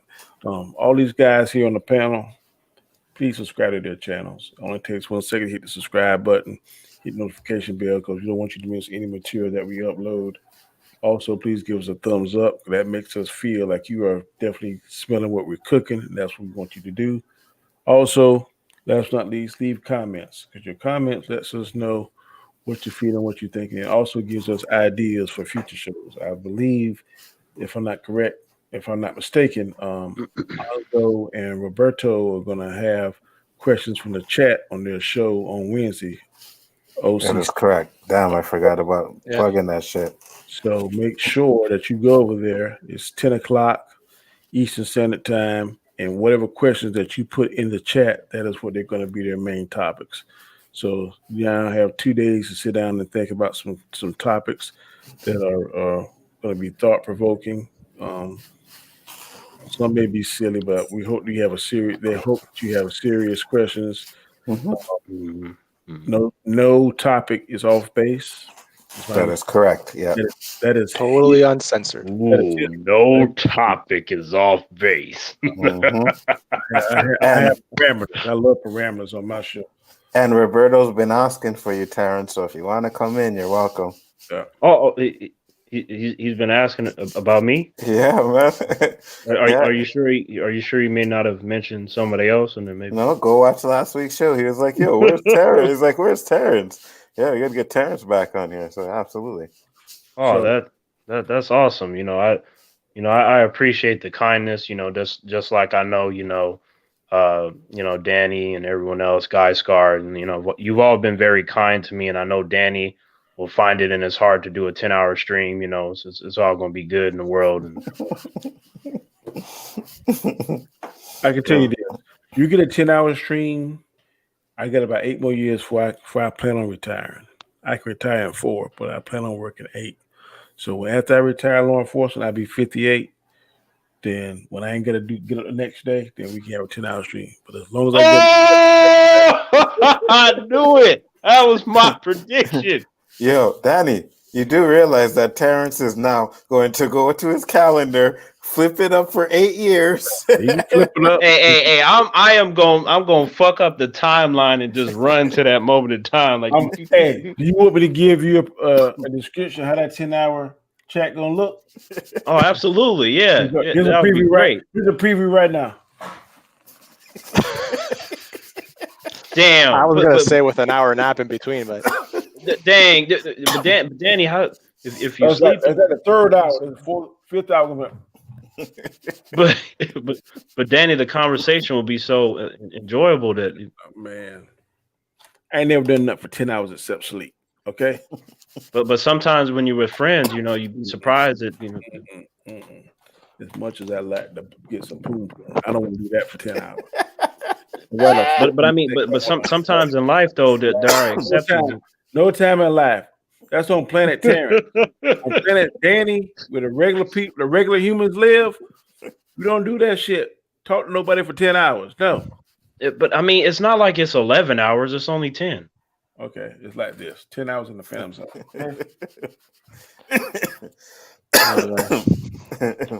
All right, people. all right. Thank you again. Fantastic night. We will catch you next week. Same bat time, same bat channel. Yes, sir. Peace. Peace.